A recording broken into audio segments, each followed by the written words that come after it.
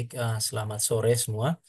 Ya, kita bersyukur kepada Tuhan untuk anugerah yang Dia berikan bagi teman-teman dan saya sehingga hari ini ya kita sudah masuk kepada bisa dikatakan pertemuan terakhir untuk eh, apa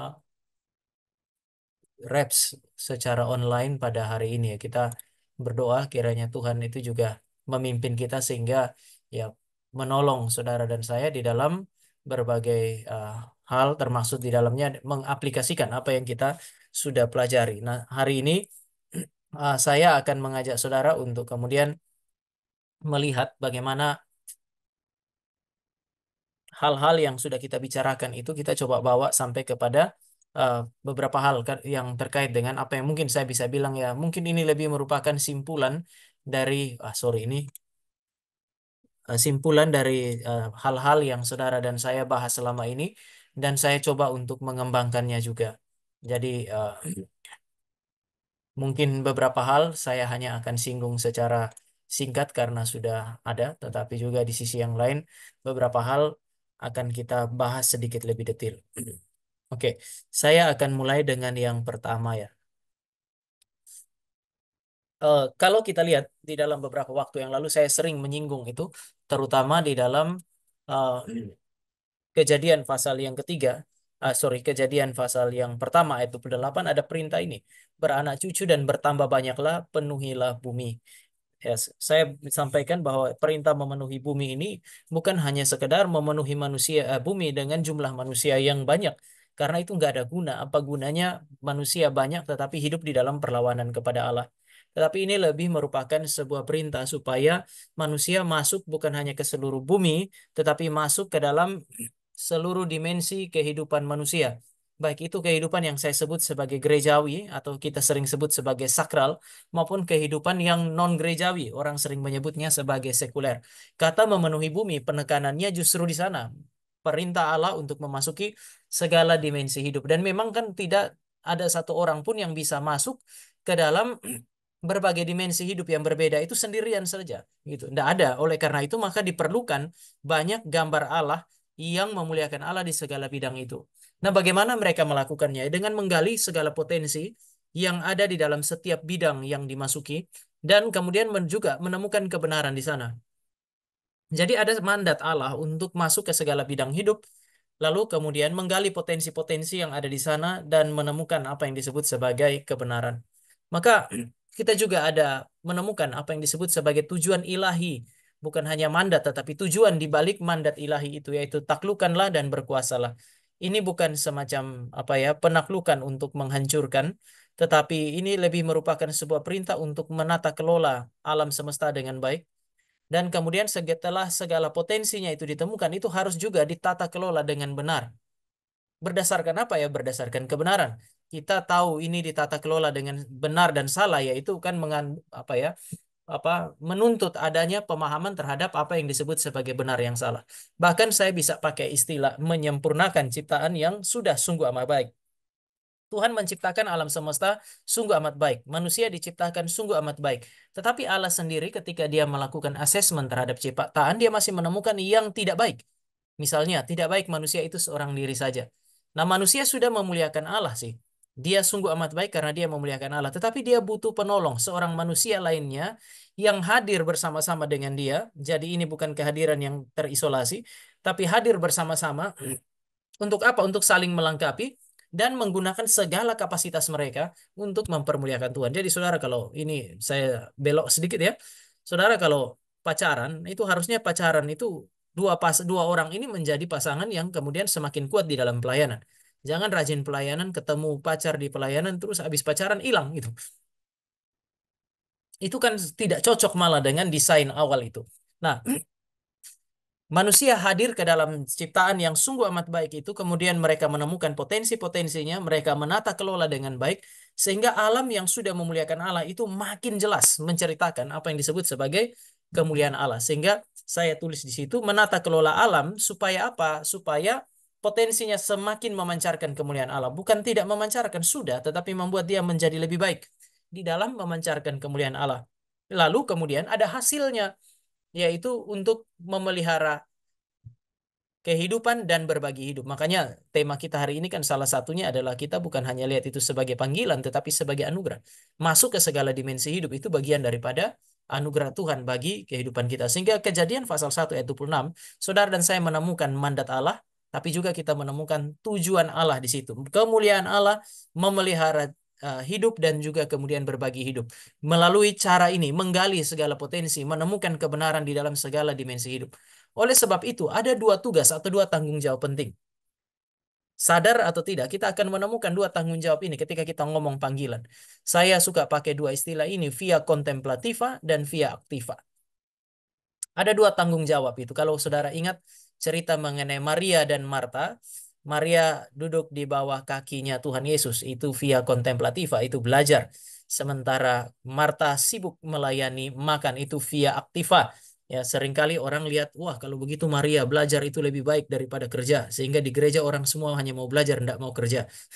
Ya enggak juga gitu. Itu karena yang satu itu mengambil keputusan untuk belajar, sementara yang kerja itu hanya bekerja demi di dalam tanda petik nama baik semata-mata ya. Kalau saudara mau lihat itu lebih jauh. Tetapi ada dua tanggung jawab yang bisa dibedakan ya. Via contemplativa itu belajar, via aktiva itu katakanlah bekerja, beraktivitas. Dua tanggung jawab ini bisa dibedakan tetapi tidak bisa dipisahkan di dalam menggenapi mandat dan tujuan Allah tadi untuk masuk ke segala bidang hidup, menemukan kebenaran, menata kelola demi kemuliaan Allah, lalu kemudian menata kelola supaya kita bisa bersaksi di sana, menata kelola demi hidup kita, demi kehidupan yang lain. Ya, dua proses ini harus jalan. Tidak bisa diabaikan salah satu di antaranya. Apa itu? Ya, studi untuk menemukan kebenaran dan kerja untuk menerapkan kebenaran di segala bidang. Hati-hati kalau saudara adalah orang yang bekerja tidak mau belajar. Dan hanya ada orang yang hanya mau studi aja juga tidak mau kerja. Karena tujuan studi adalah mempersiapkan saudara masuk ke ruang kerja, lalu kemudian menerapkan kebenaran yang saudara pelajari. Dan itu juga berarti ketika saudara kerja, ya tugas saudara adalah memastikan bahwa hasil belajar saudara diterapkan di sana. Kebenaran yang ditemukan di sana, ditemukan itu diterapkan di sana. Kadang-kadang ada masa di mana orang kerja tahu benar tetapi tidak mau melakukannya dengan segala resikonya. Tetapi kalau saudara dan saya lihat ini, maka untuk melaksanakan panggilan Tuhan ya selalu ada dua ini, studi dan kemudian kerja. Ini berjalan paralel itu. Studi dan kerja merupakan panggilan yang melaluinya nilai-nilai kerajaan Allah mempengaruhi tata kelola seluruh bidang hidup. Ini bukan seluruh hidup ya, tapi seluruh bidang hidup. Jadi kalau saudara dan saya kan kita bilang kita mau belajar kebenaran dan kita adalah orang-orang Kristen, agen kerajaan Allah yang mau membawa kerajaan Allah ke dalam dunia. Kristus sudah naik ke surga, tapi dia mengutus gerejanya, kita, masuk ke dalam dunia untuk membawa kerajaan Allah. Bagaimana kita menghadirkan kerajaan Allah? Ya sistem nilai loh, kebenarannya kerajaan Allah itu harus diterapkan di sana. Nah, oleh karena itu maka saudara dan saya akan menemukan bahwa studi dan kerja adalah dua jalur atau dua cara yang Allah pakai untuk menghadirkan nilai-nilai kerajaan Allah di dalam dunia ini. Misalnya, pilar-pilar demokrasi modern. Saya suka itu sampaikan ini, kebebasan beragama. Kemudian sistem pemerintahan yang model demokrasi hari ini, bukan hanya satu orang yang memimpin, tetapi beberapa.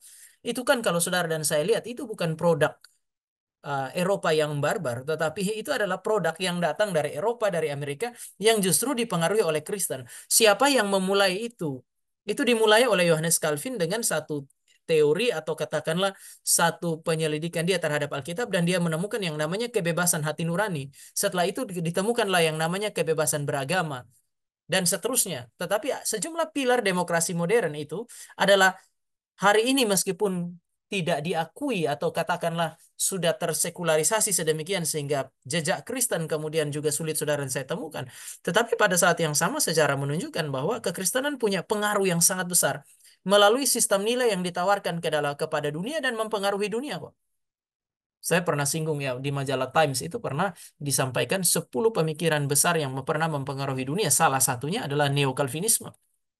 Reform itu punya pengaruh yang sangat kuat. Yang saya mau katakan sekarang adalah ya orang membawa sistem nilai kerajaan Allah masuk ke dalam dunia. Jadi saudara studi, saudara kerja untuk memuliakan Allah dengan membawa sistem nilai kerajaan Allah masuk ke dalam dunia. demi kemuliaan Allah dan demi kesejahteraan manusia di dalam diri Anda maupun di dalam diri orang lain. Dengan demikian, via kontemplativa, belajar, via aktiva, bekerja adalah tanggung jawab sekaligus anugerah. Ya, kalau bicara mengenai tanggung jawab, saya sudah jelaskan di minggu yang lalu. Hari ini saya mau menekankan yang kedua, ya. Ini kan bagian daripada anugerah Tuhan juga. Jadi, ketika saudara dan saya belajar dan bekerja sama-sama anugerah. Jadi, orang yang kerja nggak usah merendahkan orang yang belajar, karena normalnya orang yang kerja harusnya belajar. Sementara orang yang belajar nggak usah juga merasa rendah diri. Atau jangan terlalu nyaman dengan apa ya, belajar, karena saudara harusnya mempersiapkan diri untuk bekerja itu. Tetapi sekali lagi dua-duanya menuntut tanggung jawab, tetapi juga menjadi anugerah bagi manusia dan dunia.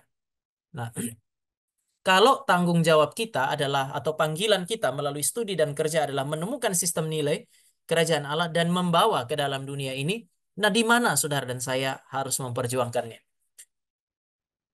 Ada beberapa poin yang saya mau tekankan di sini. Yang pertama, sistem nilai yang benar. Sekali lagi, sistem nilai yang benar itu saudara dan saya temukan melalui observasi dan interpretasi. Hans Georg Gadamer itu seorang filsuf, itu mengatakan bahwa hidup manusia itu isinya adalah interpretasi. Jadi tugas kita atau seumur hidup saudara dan saya, kita malah selalu melakukan yang namanya interpretasi terhadap alam. Kita mau lihat benda A itu apa ya? Bagaimana dia harusnya diperlakukan? Fungsinya apa? Apa gunanya bagi saya, bagi masyarakat, bagi orang lain? Itu namanya interpretasi. Maka kita biasanya menemukan sistem nilai di dalam dunia ini melalui observasi terhadap realitas, terhadap alam semesta, lalu melakukan interpretasi. Tetapi di dalam kekristenan, untuk menemukan sistem nilai yang benar, saudara dan saya membutuhkan dua kitab itu. Kitab alam, kita sebut ini sebagai wahyu umum. Alam semesta melakukan observasi, pengamatan terhadap alam, pengamatan terhadap manusia dan masyarakatnya. Maka melaksanakan panggilan itu melibatkan penyelidikan terhadap bidang hidup di mana saudara hidupi atau hal-hal yang terkait padanya. Itu minimal. Tetapi juga kemudian untuk menemukan kebenaran, saudara dan saya membutuhkan studi terhadap kitab yang kedua, yaitu kitab suci. Jadi semua orang Kristen punya tanggung jawab untuk mempelajari dua kitab ini. Kitab suci maupun kitab alam. Kitab alam dipelajari oleh mereka yang ada di dalam bidang hidup yang non-gerejawi. Tetapi supaya bisa menjalankan kehidupan di sana dengan benar, dia harus studi kitab suci. Kita bilang studi teologi. Hamba Tuhan juga begitu. Hamba Tuhan tuh biasanya, ya sudah pokoknya saya belajar Alkitab. Enggak juga. Karena kebenaran Alkitab harus diterapkan dalam berbagai bidang, maka mau tidak mau dia harus belajar banyak hal. Sehingga pada akhirnya saudara dan saya akan dituntut untuk belajar baik itu kitab suci maupun kitab alam. Kenapa? Karena bagi orang Kristen benar berarti sesuai dengan interpretasi Allah. Ada dua kitab. Maka Alkitab adalah otoritas tertinggi dalam interpretasi. Misalnya ya, hal yang paling sederhana, manusia ini hasil evolusi atau ciptaan Allah. Ketika saudara dan saya menemukan ini sebagai benturan ya, selain saudara dan saya mencoba belajar, menemukan argumentasi secara ilmiah, tetapi paling tidak di dalam presaposisi, di dalam pikiran kita sudah ada ini. Bahwa uh, Alkitab itu adalah otoritas yang tertinggi di dalam interpretasi. Manusia adalah gambar dan rupa Allah. Dia tidak muncul dari proses evolusi, tetapi dia diciptakan oleh Allah. Bahwa kemudian kita mengakui evolusi dalam konteks mikro ya, tetapi kita tidak mengatakan bahwa manusia ini adalah hasil evolusi gitu. Ada banyak hal yang bagi saya menunjukkan bahwa tidak mungkin manusia adalah hasil evolusi. Nah, sekarang saya mau ajak saudara untuk lihat lebih jauh. Benar bagi orang Kristen berarti sesuai dengan interpretasi Allah. Interpretasi Tuhan itu ditemukan di mana? Di dalam Alkitab. Alkitab bilang manusia adalah gambar Allah. Alkitab bilang manusia bukan keturunan atau tidak datang dari garisnya binatang, tetapi dia adalah benih ilahi, kata Petrus.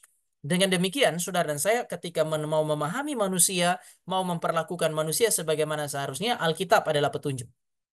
Ya nanti satu saat kita akan, kalau memang punya kesempatan lagi di dalam studi online, kita belajar mengenai kenapa orang Kristen harus belajar teologi, lalu kemudian kita bisa kaitkan dengan sains dan beberapa hal.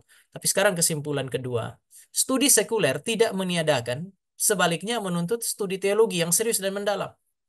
Jadi hati-hati kalau teman-teman adalah orang-orang yang melayani di dunia yang katanya sekuler, Saya tidak setuju dengan sekuler, tetapi kemudian saya sengaja pakai kata sekuler di dalam tanda petik seolah-olah saya setuju lah, katakanlah demikian. Saudara, banyak orang menyebutnya, oh saya kerja, pekerjaan saya apa? Pokoknya saya ada di dunia sekuler. Saudara sudah ada di dunia yang saudara sebut sebagai sekuler, artinya jauh dari sakral. Kemudian tidak ada keinginan di dalam hati untuk studi secara serius dan mendalam secara teologis. Saudara ada di dalam bahaya yang sangat serius. Saudara boleh masuk di mana saja, tetapi studi teologi adalah sesuatu yang sangat penting.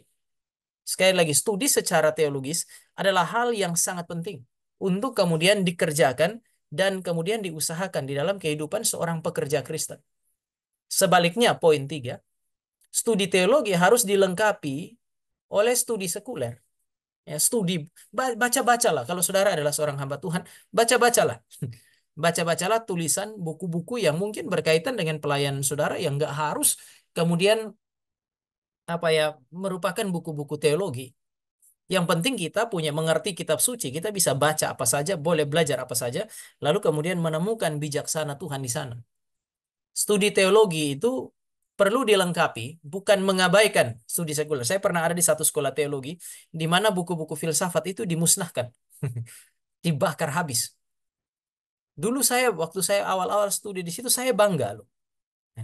Saya rasa wah itu luar biasa ya keimanannya kita itu sampai kita bakar buku-buku filsafat atau singkirkan buku-buku filsafat. Sekarang ini saya sadar betapa lemahnya kami. Berhadapan dengan filsafat aja kita begitu takut sehingga semua harus dibakar misal. Ya nggak harus, saudara boleh baca apa saja dan segala kebenaran adalah kebenaran Allah. Dimanapun saudara menemukan kebenaran, itu bukan sesuatu yang baru. Saudara hanya menemukan kebenaran yang sudah Allah letakkan di dalam alam.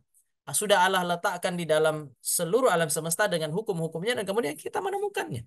Segala kebenaran adalah kebenaran Allah. Kalau saudara dan saya pelajari, maka justru itu memberi bijaksana. Salomo belajar dari alam ini.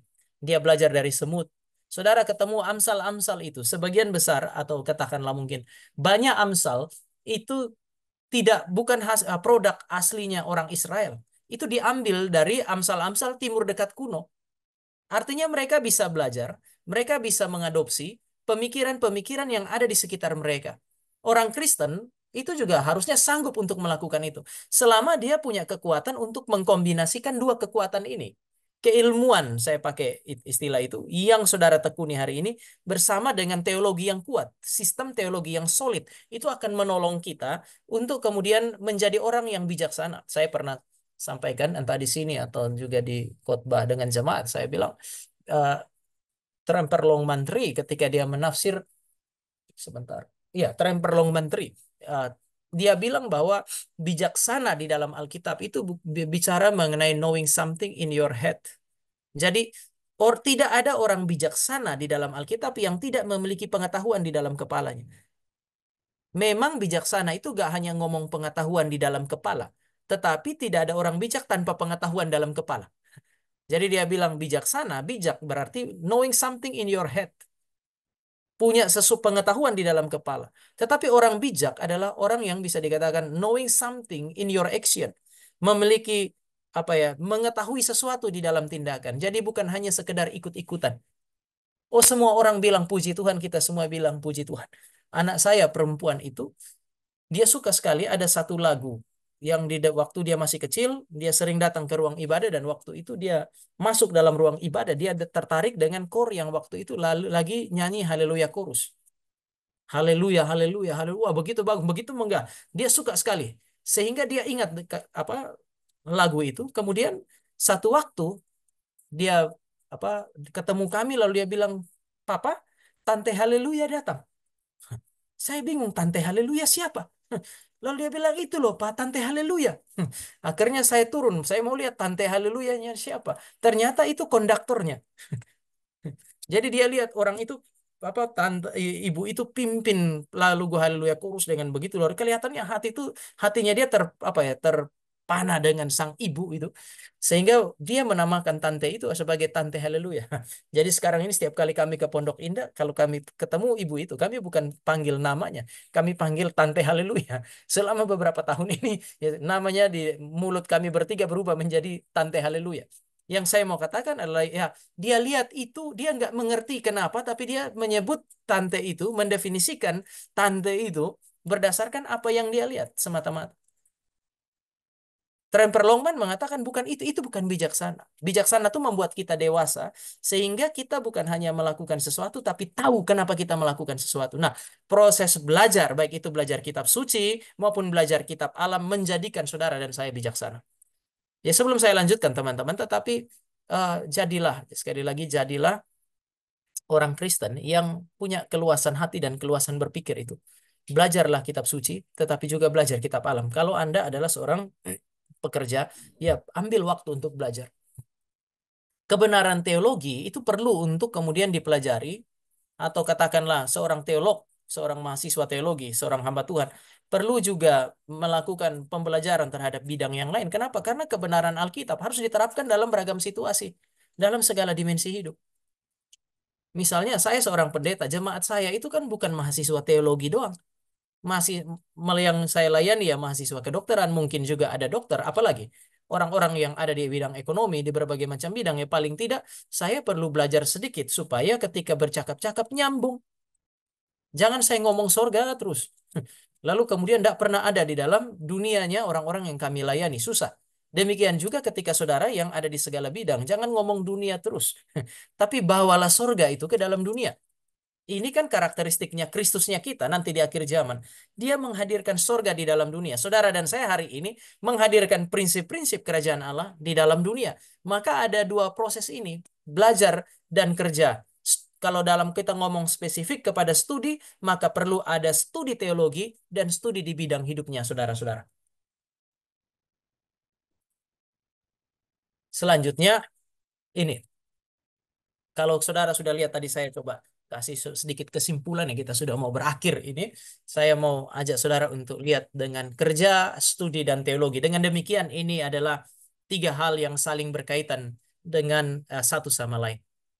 Hamba Tuhan dan pekerja sekuler. Dua panggilan ini, minggu lalu saudara dan saya lihat dua-duanya adalah panggilan Tuhan. Minggu yang lalu saya bilang dua panggilan ini menuntut dedikasi. Itu minggu lalu. Hari ini saya mau bilang bahwa dua panggilan ini, hamba Tuhan dan pekerja sekuler, harus melewati proses belajar tanpa henti. Maafkan, ini ada 150-an orang, saya nggak tahu ada nggak dari gereja ini, tetapi ada satu orang hamba Tuhan namanya Gilbert Louis Mondong.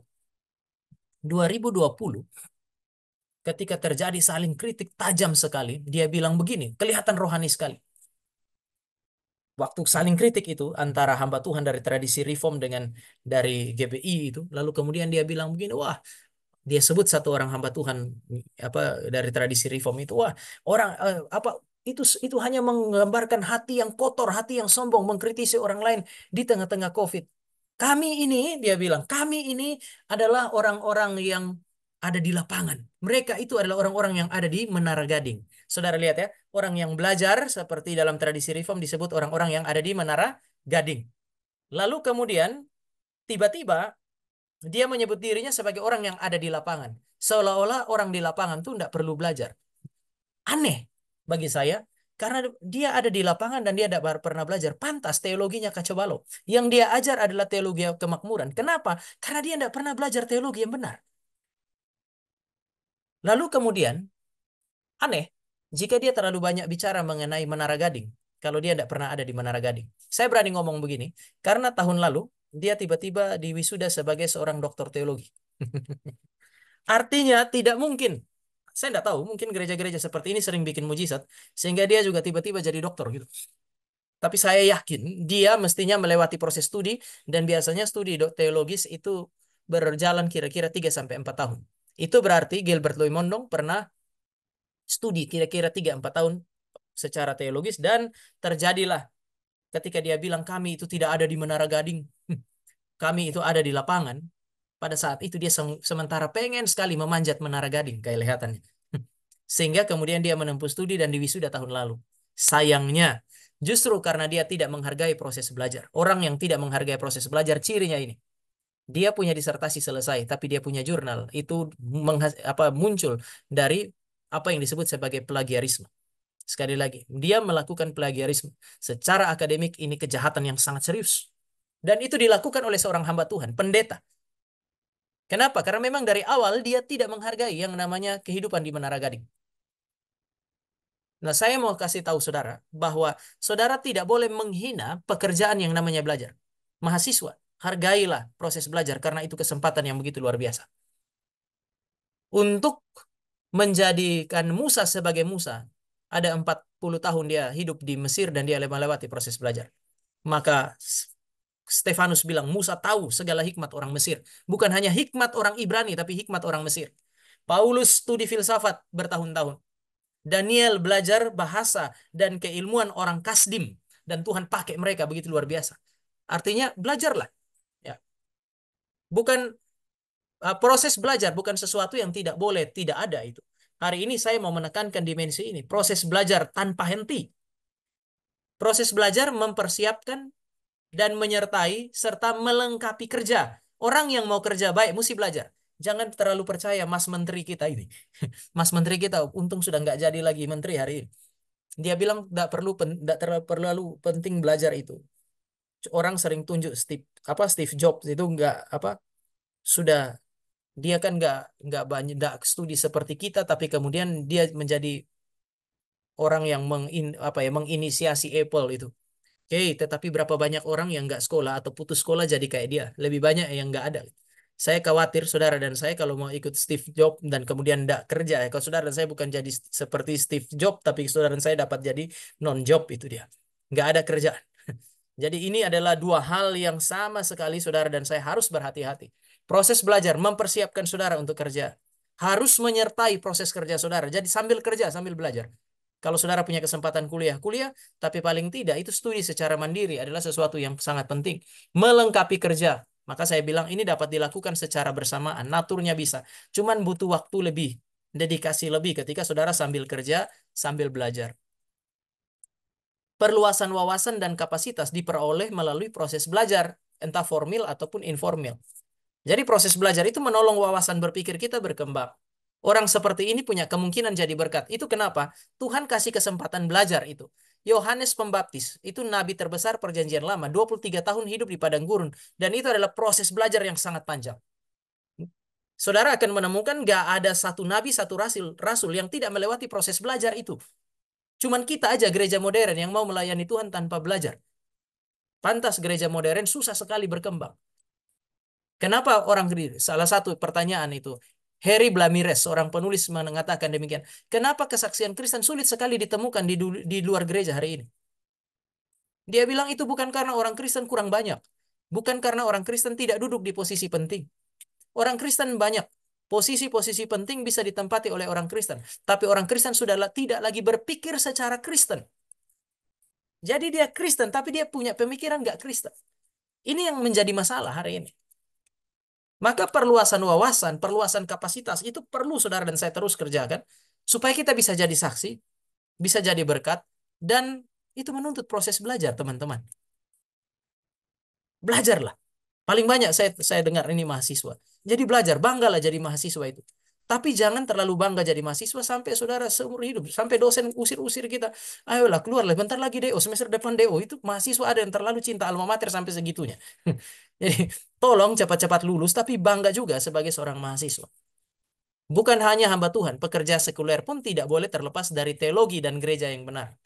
Kenapa? Karena gereja melengkapi saudara. Minggu lalu saya bilang secara intensional dan unintensional. Sekarang saya akan tutup dengan satu bagian ini. Kenapa? Mengapa saudara butuh gereja dan butuh teologi? Karena ini, teman-teman. Sistem nilai Kristen dan gereja di dunia sekuler. Ini adalah berbagai dimensi hidup. Saya tidak bisa semua karena tapi ada gereja, ada keluarga, ada kehidupan ekonomi, sekolah, pendidikan, kehidupan bernegara. Ya. Kalau saudara dan saya lihat kepada Katolik, Katolik akan taruh ini Allah di atas, di tengahnya adalah gereja, lalu segala bidang hidup. Artinya di bawah Allah ada gereja, di bawah gereja ada segala bidang hidup. Jadi segala bidang hidup ini diatur oleh gereja. Tetapi tidak demikian dengan tradisi reform. Reform mengatakan bahwa Allah itu ada pada posisi yang paling tinggi. Gereja itu ditempatkan sebagai salah satu dimensi dari sekian banyak dimensi hidup yang ada di dalam dunia. Kita ada di sini. Maka baik gereja, keluarga, kehidupan ekonomi, kehidupan sekolah dan pendidikan itu harus diatur dengan hukum-hukum Allah. Jadi hukum dan nilai dari Allah harus masuk ke segala bidang hidup dan mempengaruhi seluruh bidang hidup ini. Hukum Allah, nilai dari Allah mengatur gereja, keluarga, dan seterusnya. Nah, gereja itu tidak berdaulat atas segala bidang hidup. Makanya saudara dan saya tidak bisa bikin pergi lalu saudara tutup bank BCA ganti menjadi bank Reform Injili misalnya. Tidak bisa. Apalagi saudara mau ganti dengan bank, tidak bisa. Saudara tidak perlu bikin partai politik namanya Partai Kristen Indonesia. Tidak usah juga saudara bikin ormas Front Pembela Kristen. Lalu saudara pakai apa tank baja di depan untuk menjaga kekristenan. Tidak perlu. Kita ada dalam kondisi yang sejajar. Maka gereja itu tidak boleh mengkooptasi. Saya pakai istilah kooptasi itu. Dia atur. Keluarga yang tidak punya 2 anak akan dimasukkan ke dalam penjara semua. Wah, repot ini. Itu bukan itu. Gereja mempengaruhi, jadi gereja tidak mengkooptasi, artinya tidak menaklukkan segala bidang hidup, tetapi gereja itu mempengaruhi dan mengawasi berbagai bidang hidup. Maka saudara akan dengar ada istilah suara kenabian. Ketika pemerintah bermasalah, gereja itu harus bersuara. Hari ini yang saudara ketemu adalah ketika pemerintah bermasalah, gereja diam. Kecuali kalau gerejanya dia dibakar. Baru dia ribut di sosial media. Tapi kalau gereja orang lain dibakar, dia diam aja. Indonesia ini kan termasuk luar biasa ya dalam urusan aniaya terhadap orang Kristen itu. Kita ini juara itu. Sayangnya gereja-gereja itu diam. Seharusnya ada itu. Gereja memang sejajar dengan yang lain, tetapi karena dia tahu sistem nilai kerajaan Allah, maka dia harus menyuarakannya.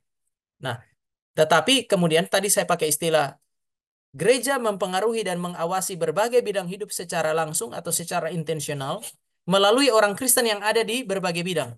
Nah, gereja, institusi gereja tidak atur semua ini. Tapi gereja boleh berdoa, lalu kemudian mendidik jemaatnya supaya jemaatnya itu masuk ke segala bidang.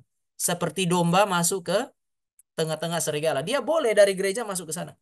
Secara intensional, gereja harus mendorong. Teman-teman, hari ini adalah bagian dari pekerjaan itu.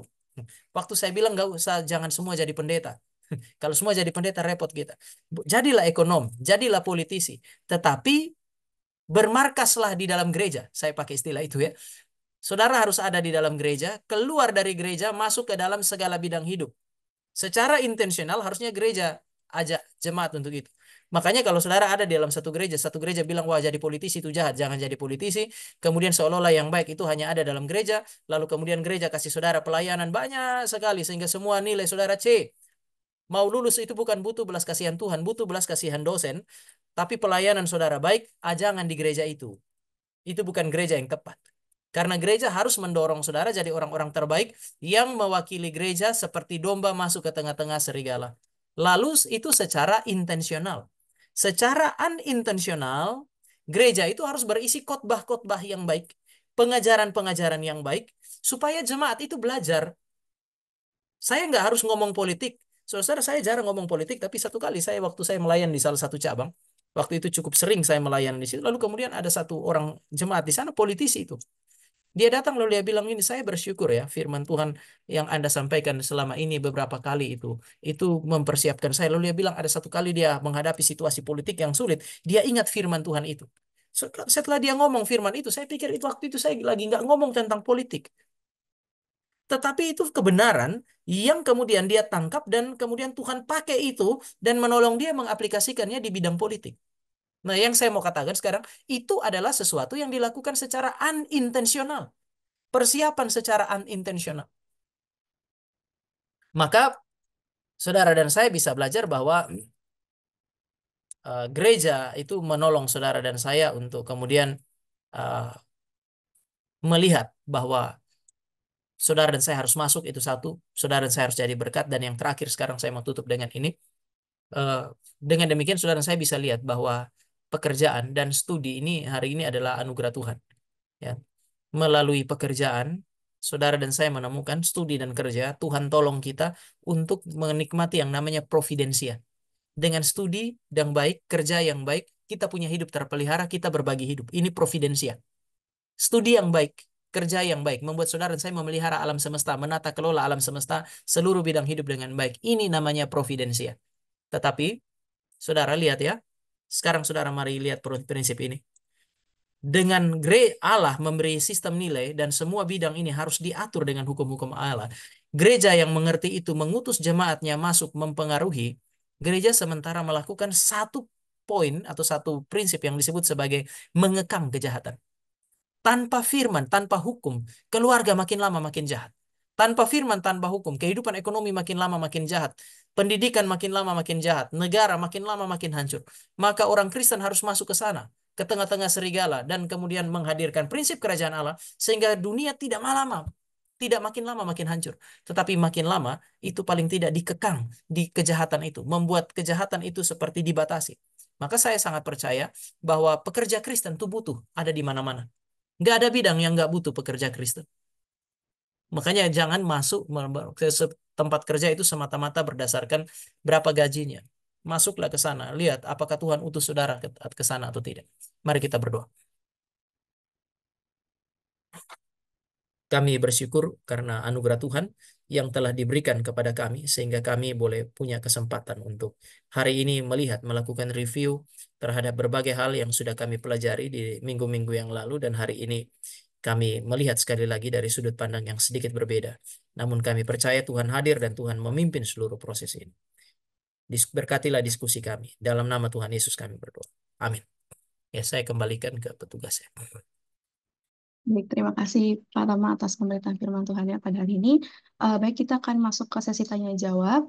Tapi untuk kali ini, sesi tanya jawab akan diprioritaskan yang hari ini dulu. Jika sudah selesai, akan kita jawab pertanyaan-pertanyaan sebelumnya yang belum dijawab. Bisa dimulai yang mau bertanya bisa raise hand atau bisa melalui link Slido yang sudah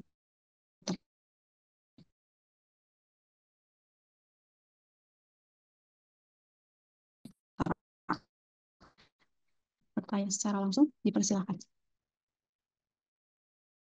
Baik, mungkin tidak ada. Jadi ada pertanyaan dari Slido. Baik, boleh silakan. Mungkin bisa Kak Denny duluan ya.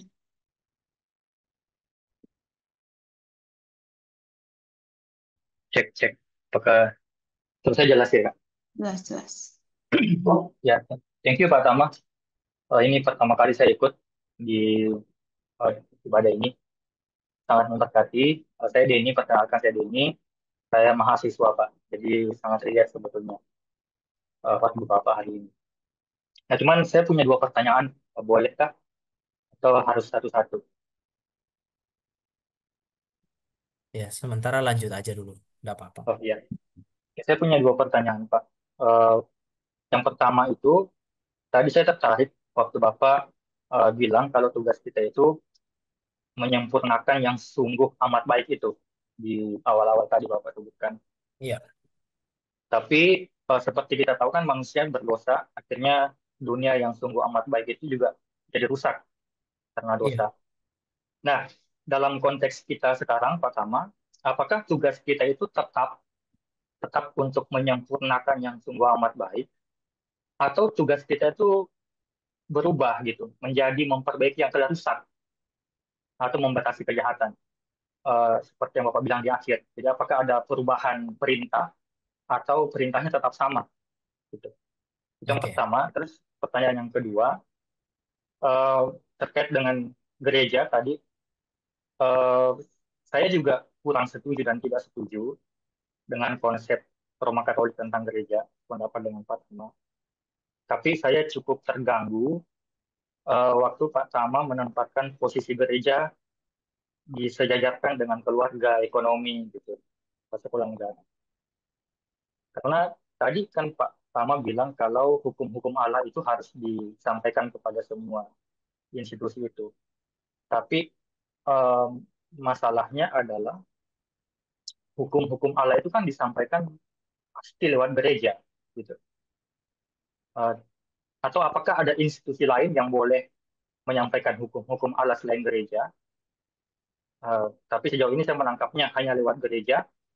Eh, Sehingga dalam hemat saya gereja posisinya harus tidak boleh sejajar dengan institusi lain, meskipun saya juga kurang setuju dengan Roma Katolik, jadi saya agak bingung nih. Saya juga agak bingung mau menempatkan di mana, begitu. Mungkin Pak Tama bisa memberi penjelasan yang lebih lengkap supaya saya tidak keliru memahami. Thank you, Pak. Ya, baik. Ya, pertama ya terima kasih ya untuk pertanyaannya. Eh, di awal memang saya bilang bahwa paling tidak pertama begini, kita mesti sepakat bahwa sungguh amat baik itu kan tidak sama dengan sudah sempurna sehingga tidak perlu dibawa kepada kondisi yang lebih baik. Kita harus sepakat dulu di dalam dimensi yang ini. Ya, tadi saya pakai contoh misalnya laki-laki dan Adam itu kan masuk dalam kategori sungguh amat baik, tetapi dia ternyata masih tidak baik, masih butuh orang lain datang untuk membawa yang sungguh amat baik ini pada kondisi yang lebih baik. Tadi saya bilang potensi-potensinya dia itu di dalam persekutuan seorang laki-laki dan perempuan atau kebersamaan dengan yang lain, itu kemudian menjadi lebih baik. Nah, sama alam semesta itu kan juga masuk dalam kategori sungguh amat baik, sehingga ketika Allah mengutus manusia, Allah seolah-olah mau bilang, kamu saya taruh di Eden, kamu lihat apa yang ada di Eden, kondisi terbaik yang ada di Eden, keluarlah ke Eden. Kan ada perintah memenuhi bumi itu sebelum jatuh dalam dosa. Artinya manusia akan keluar dari Eden, even dia tidak jatuh di dalam dosa. Tapi dia akan menata kembali alam, menata kelola alam semesta dengan pola Eden, sehingga seluruh dunia pada akhirnya akan bermuara kepada apa yang disebut sebagai Eden itu. Paling tidak ya, itu kriterianya atau gambarannya. Nah, tapi sekarang betul bahwa saudara dan saya sudah ada di dalam dunia yang sudah jatuh di dalam dosa. Nah, pertama saya mesti bilang bahwa standar Allah tentang sempurna itu tidak pernah diturunkan. Tetapi saudara dan saya juga tahu bahwa kita nggak pernah bisa sampai itu, kecuali nanti ketika Kristus datang, sorga turun ke bumi, dan kemudian langit dan bumi baru ada di dalam dunia ini, itu akan menjadi berbeda ceritanya. Tapi dua hal yang saudara dan saya perlu lakukan di dalam dunia yang sudah jatuh di dalam dosa pada saat ini, kita bukan menyempurnakan yang sungguh amat baik, karena kita sudah tidak bisa bilang lagi dunia hari ini sungguh amat baik. Tetapi saudara dan saya melakukan dua hal, menjadi agen kerajaan Allah untuk berusaha untuk menghasilkan yang namanya pemulihan.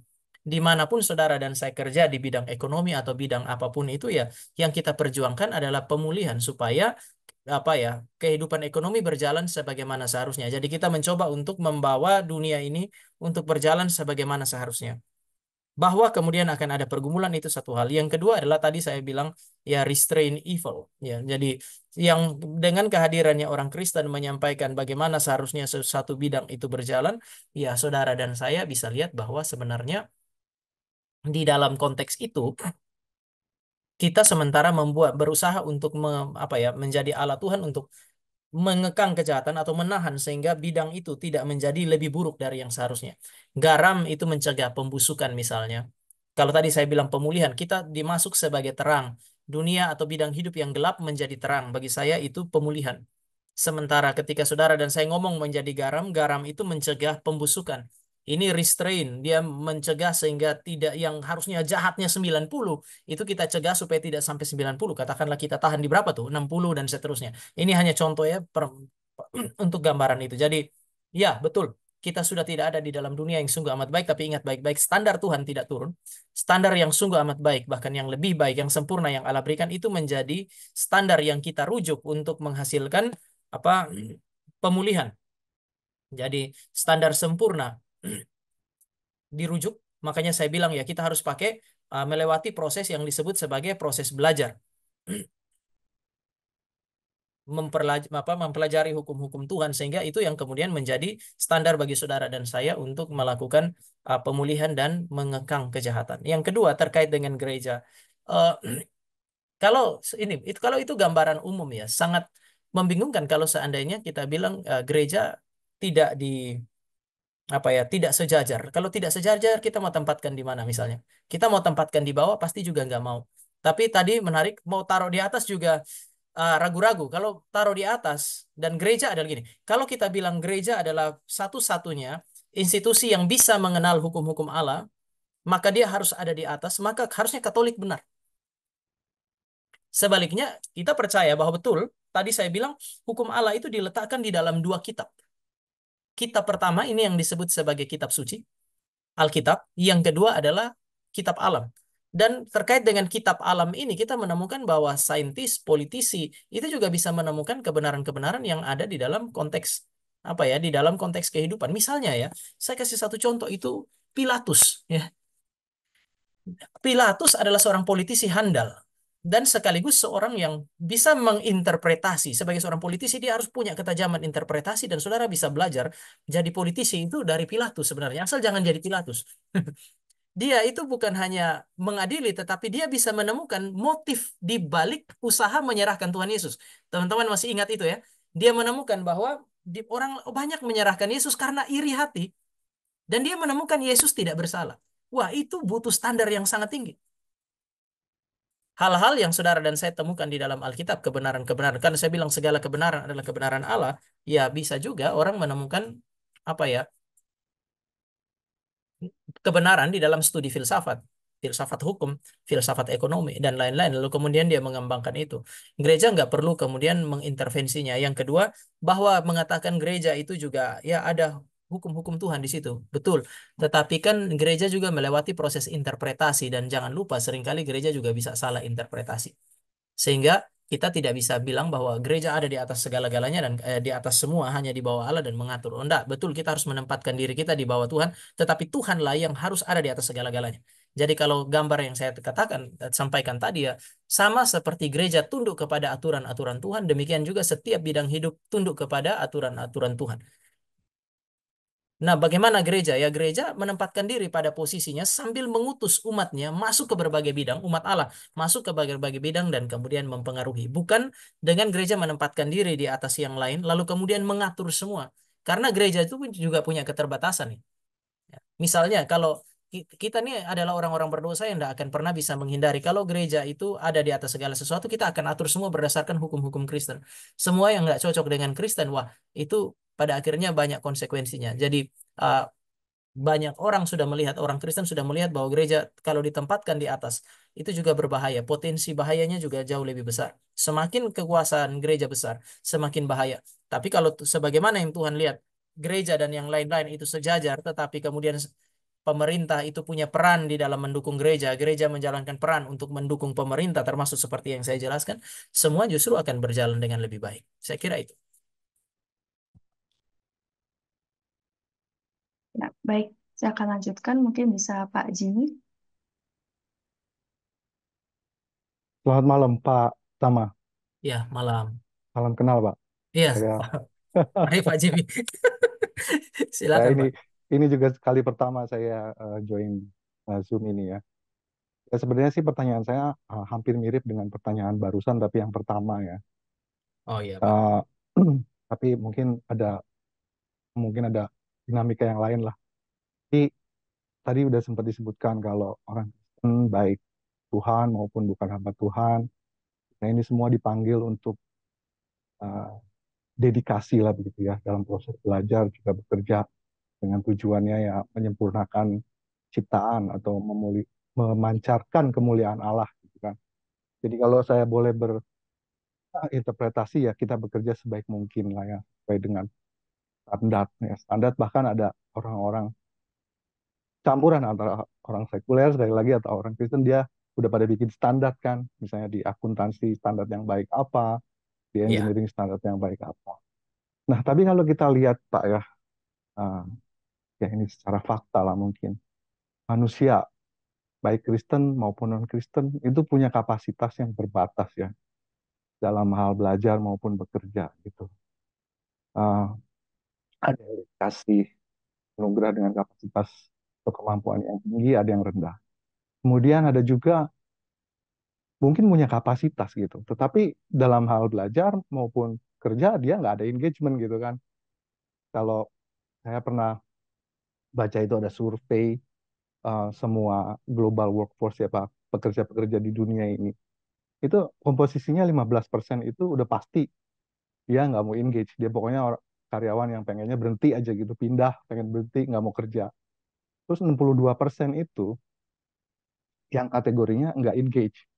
Itu dicap atau diberi label biasanya itu disebutnya quiet quitting, artinya berhenti enggak, tapi kerja juga nggak mau extra effort, nggak mau kasih dedikasi yang lebih, nggak mau kasih usaha lebih, atau nggak ada antusiasme yang lebih gitu loh.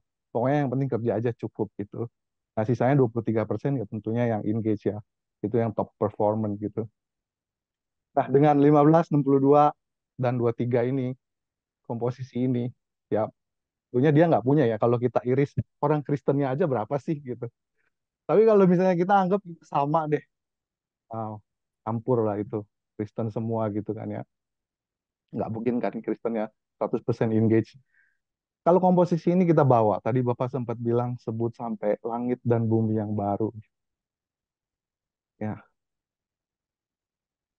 ini kita akan bikin langit dan bumi yang baru lebih berantakan atau atau atau gimana gitu Pak maksudnya.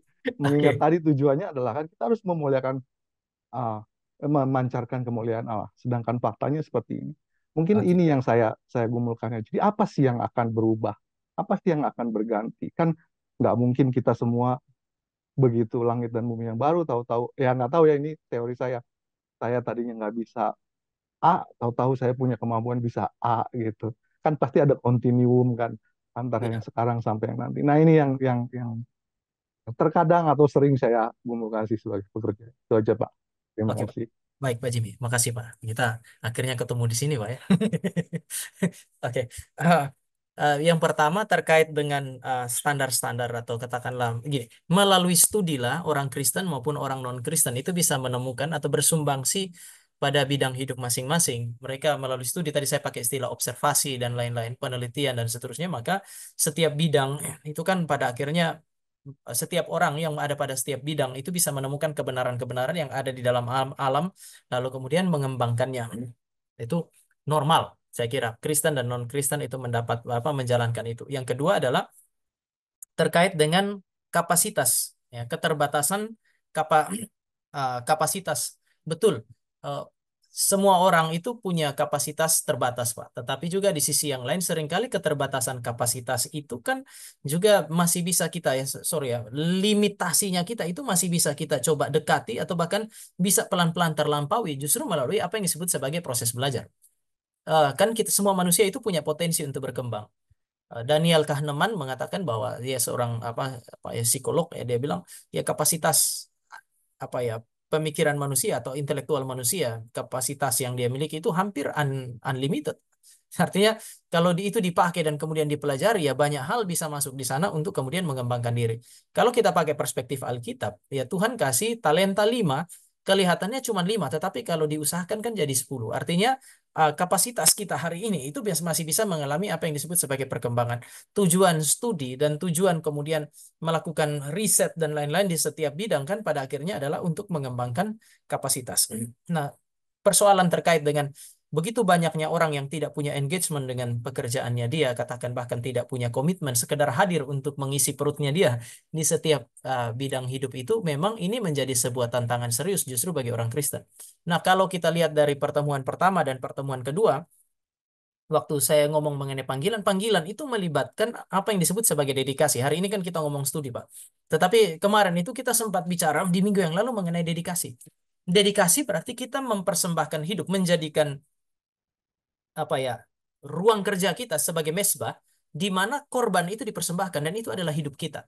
Ini tidak mungkin tidak ada engagement di sana. Jadi kalau ditanya apa yang menjadi masalah, saya kira saya kembali kutip Harry Blamires tadi Pak, bahwa bukan karena kurang banyak orang Kristen. Mungkin saja malah jangan-jangan yang disurvei itu kalau semua orang Kristen, saya bisa setuju kok Pak, bahwa banyak orang Kristen itu tidak menjalankan tugas sebagaimana seharusnya, tidak ada engagement, tidak ada dedikasi. Kenapa? Karena mereka tidak sadar bahwa memang Allah panggil mereka masuk ke dalam segala dimensi hidup dan ketika dia masuk ke situ, dia harus habis-habisan di situ, dedikasi. Karena dia mau mempersembahkan korban yang hidup dan berkenan kepada Tuhan. Jadi masalah ada di mana? Saya kira ya banyak orang Kristen ada di banyak tempat tetapi tidak lahir baru. Ini pertama. Yang kedua, yang lahir baru tidak punya komitmen atau tidak punya cara pikir sebagaimana orang Kristen seharusnya. Banyak orang hanya lihat pekerjaan itu tadi saya bilang ya sengaja saya bercanda itu Pak. Saya bilang mahasiswa itu bisa aja dia di gereja dapat A, di ruang kuliah dia dapat C. Kenapa? Karena pendeta sendiri ajar dia bahwa ya yang paling penting adalah urus gereja. Ya kenapa nggak jadi koster aja capek-capek jadi mahasiswa 4 tahun gitu. Nah, tapi kan itu kemudian jadi apa itu yang justru kita mau tentang. Nah, sekarang terkait dengan langit dan bumi yang baru, Pak. Yang pertama, langit bumi yang baru itu kan satu gini. Kita berjuang hari ini, restrain evil. Kita berjuang untuk memberi yang terbaik, menghasilkan pemulihan. Tetapi bukan kita yang menghadirkan langit dan bumi baru. Kita hanya bagian daripada pekerjaan Tuhan mempersiapkan hadirnya langit baru dan bumi baru. Langit baru, bumi baru itu adalah kehadiran kerajaan Allah, kerajaan sorga turun ke bumi bersatu dengan bumi ini dipimpin oleh Yesus Kristus. Maka dia yang melakukannya. Yang kedua, apakah kalau Bapak, Ibu, dan saya atau saudara dan saya ada di dalam langit bumi baru, maka kita akan menjadi orang-orang yang menghancurkan? Tidak. Karena langit baru dan bumi baru ketika dia hadir, itu mengandaikan manusia juga telah diubahkan oleh Tuhan. Jadi ada yang disempurnakan bukan hanya alam ini, tetapi juga yang disempurnakan adalah kita. Nah, bagaimana? Apakah karunia-karunia yang saya tidak punya, pasti saya punya di dalam langit baru, bumi baru? Enggak juga. Di dalam langit baru, bumi baru, kita tidak harus kemudian memiliki segala sesuatu karena konteks saling melengkapi sebagai umat Allah itu tetap akan menjadi sebuah kenyataan di sorga. Saya misalnya, kalau saya seorang hamba Tuhan yang tugas saya mengajar dan kemudian berkhotbah hari ini, sampai hari ini Pak Jimmy, saya tiap kali mempersiapkan khotbah, saya selalu berusaha untuk mempersiapkan yang paling baik. Saya tidak mau meeting hari Sabtu kalau hari Minggu saya khotbah. Kenapa? Karena saya rasa saya mempersiapkan khotbah sekaligus mempersiapkan kekekalannya saya. Saya cukup bersyukur Tuhan kasih karunia ini karena saya percaya mungkin nanti di sorga pekerjaan saya adalah terus memberitakan Kristus yang tidak akan pernah bisa dikenal secara tuntas oleh siapapun yang sudah melihat dia sekalipun. Seorang penyanyi, Tuhan kasih dia suara yang baik. Hari ini belum tidak sempurna mungkin, tetapi Tuhan akan kasih suara yang sempurna itu untuk kemudian dia pakai untuk memuji Tuhan di sana. Apalagi ya, itu kenapa saya pernah juga dengan beberapa teman ya sekaligus ini mengingatkan teman-teman. Saya bilang di dunia ini ada pekerjaan yang boleh nggak ada, tetapi ada pekerjaan yang tidak boleh tidak ada. Ya, artis itu boleh ada, boleh nggak ada. Nggak usah lah cita-cita jadi artis. Tapi kalau sudah lewat ya sudah mau apa. Tetapi nggak usah. Tapi usahakanlah supaya saudara masuk ke dalam dunia ini melakukan pekerjaan yang penting yang tidak boleh tidak ada. Tetapi dokter itu masuk ke dalam kategori tidak boleh tidak ada di dunia hari ini. Misalnya Gilbert jadi dokter, ya betul. Itu adalah pekerjaan penting Gilbert, tidak boleh tidak ada. Tetapi ingat bahwa di langit baru, bumi baru tidak ada orang sakit. Maka dokter adalah pekerjaan yang tidak ada di sorga. Pikirkanlah sebuah pekerjaan yang akan ditekuni hari ini, yang akan digunakan untuk melayani mempermuliakan Tuhan di langit baru, bumi baru. Itu yang kemudian hal-hal sedemikian itulah yang akan disempurnakan untuk kemudian dipakai untuk kemudian melayani Tuhan. Saya kurang tahu apakah saya menjawab sepenuhnya, tetapi kira-kira demikian, Pak. Jadi kalau merusak sudah pasti tidak. Sebaliknya kita yang dipulihkan, kita yang disempurnakan untuk bisa menjalankan tugas dengan baik. Bahkan, sorry ya, saya di kelas eskatologi itu kemudian di dalam beberapa percakapan semacam penelitian riset itu adalah bagian yang mungkin akan tetap ada karena manusia tetap akan menikmati alam semesta itu, misalnya laut itu bagaimana itu satu saat kita bahas eskatologi mungkin dalam diskusi dengan Pak Hendri Ongko itu kami diskusi, dan mungkin saja manusia tetap melakukan mandat budaya menciptakan teknologi sedemikian sehingga manusia itu di surga itu justru alam semesta itu bisa dinikmati dengan lebih baik, tetapi melalui teknologi, bukan dengan penglihatan semata-mata. Saya kira itu, Pak. Ya, terima kasih Pak Tama. Iya, Pak Jimmy.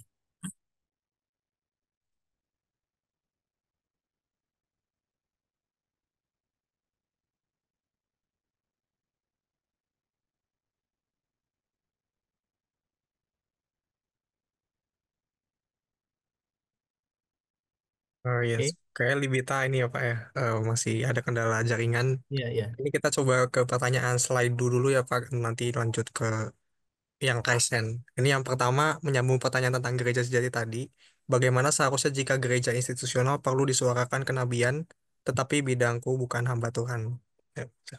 Suara kenabian itu bisa terutama merupakan tugas para hamba Tuhan yang belajar teologi.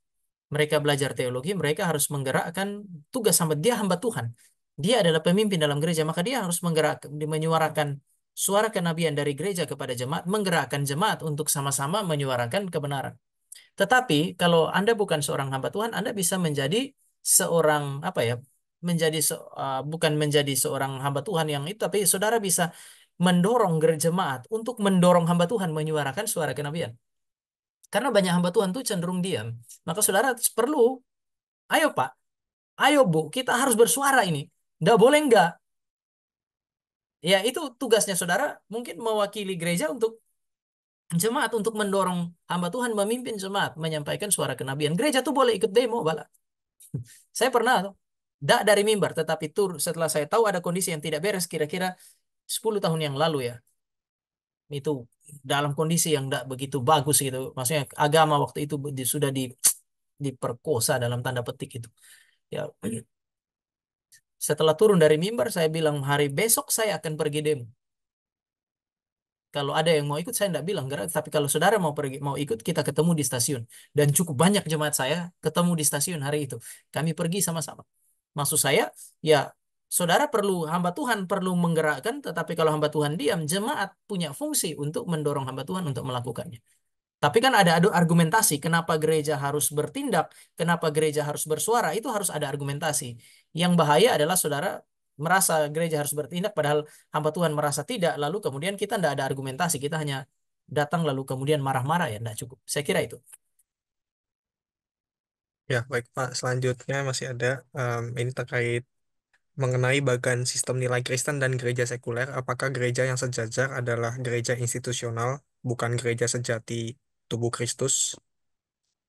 Oh, ya, saya sementara bicara mengenai yang sejajar itu adalah gereja secara institusional.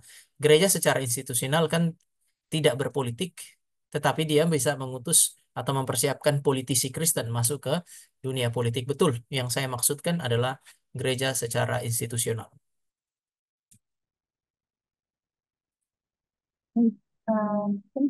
Bisa lagi.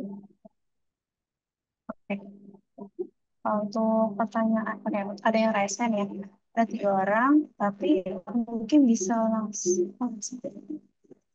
Oke, ada pertanyaan. Mas Edo. Saya telah lalai dalam kuliah dan telah lulus, menyia-nyiakan kesempatan belajar. Bagaimana saya menghadapi rasa bersalah, padahal saya tahu saya tetap harus menyelesaikannya. Ini bisa dijawab, Pak. Pertama, saya harus bilang bahwa ini adalah studi itu panggilan, sehingga bermain-main dengan studi, bahkan kemudian menyia-nyiakan studi itu dosa yang sangat serius. Hal pertama yang saudara, bagaimana menyelesaikan rasa bersalah? Ya, saudara datang kepada Tuhan minta ampun. Itu hal pertama tuh. Itu sudah mesti rasa bersalah biasanya muncul karena kita sadar bahwa ada yang nggak beres. Untuk membereskannya bukan bereskan dengan orang tua pertama-tama. Meskipun harus itu dibereskan dengan orang tua. Tapi bereskanlah dengan Tuhan. Datang sama Tuhan. Tuhan, saya sudah salah ini dia. Saya sudah berdosa, tidak bertanggung jawab terhadap studi. Setelah saudara bereskan dengan Tuhan, perlu saudara bicara juga dengan orang tua. Kalau orang tua membiayai studi saudara, mendukung saudara untuk itu. Tapi kemudian yang ketiga adalah tidak ada orang yang nggak pernah gagal. Tetapi salah satu ciri orang Kristen adalah dia bangkit dari kegagalan. Sekali lagi ya, orang Kristen sama dengan semua orang yang lain, pernah gagal. Tetapi yang membedakan Kristen sejati dengan yang bukan adalah kebangkitan dari kegagalan. Yudas bukan murid yang sejati. Begitu dia jatuh, dia langsung hancur ke dalam dan tidak pernah bangkit lagi. Petrus adalah murid sejati. Yang membedakan Petrus dari Yudas adalah kebangkitannya dia. Dia bangkit dan kemudian dia melayani Tuhan sekali lagi. Teman, kalau kamu hari ini mahasiswa dan sudah masuk kepada bagian akhir dari studimu, bangkitlah dan kemudian selesaikan studimu. Dan itu juga masih bisa menjadi sebuah kesaksian. Jadi kalau mau selesaikan itu ya saya kira salah satu cara untuk berikan yang paling baik di titik terakhir studi Anda supaya kemudian Anda tidak menyesalinya. Bahwa kemudian ya ada masa di mana kamu bergumul dan seterusnya itu adalah hal yang lain. Tetapi masa lalu adalah masa lalu. Yang diperjuangkan sekarang adalah masa depan dengan belajar dari kesalahan masa lalu. Jadi ya tinggal sekarang bagaimana memperbaiki itu dengan datang kepada Tuhan, akui juga kesalahan pada keluarga dan kemudian dari diri sendiri bangkit dan selesaikan itu. Karena kalau memang begini ya, saya mau sampaikan bahwa tidak jarang ada orang menyesali tindakan ini. Biasanya kadang-kadang kegagalan seperti ini dianggap lumrah oleh banyak orang dan bahkan dianggap ya sudahlah, saya sudah begini terus mau apa. Tapi Anda gelisah, itu tanda Roh Kudus kerja loh. Sekali lagi, kegelisahan itu tanda Roh Kudus bekerja. Orang berdosa menikmati dosa. Orang Kristen sulit menikmati dosa oleh karena Roh Kudus menggelisahkan dia. Kalau hari ini saudara gelisah, besar kemungkinan, sekali lagi, besar kemungkinan Tuhan sementara menggelisahkan saudara untuk meninggalkan kehidupan yang lama ini dan kemudian mengubahnya.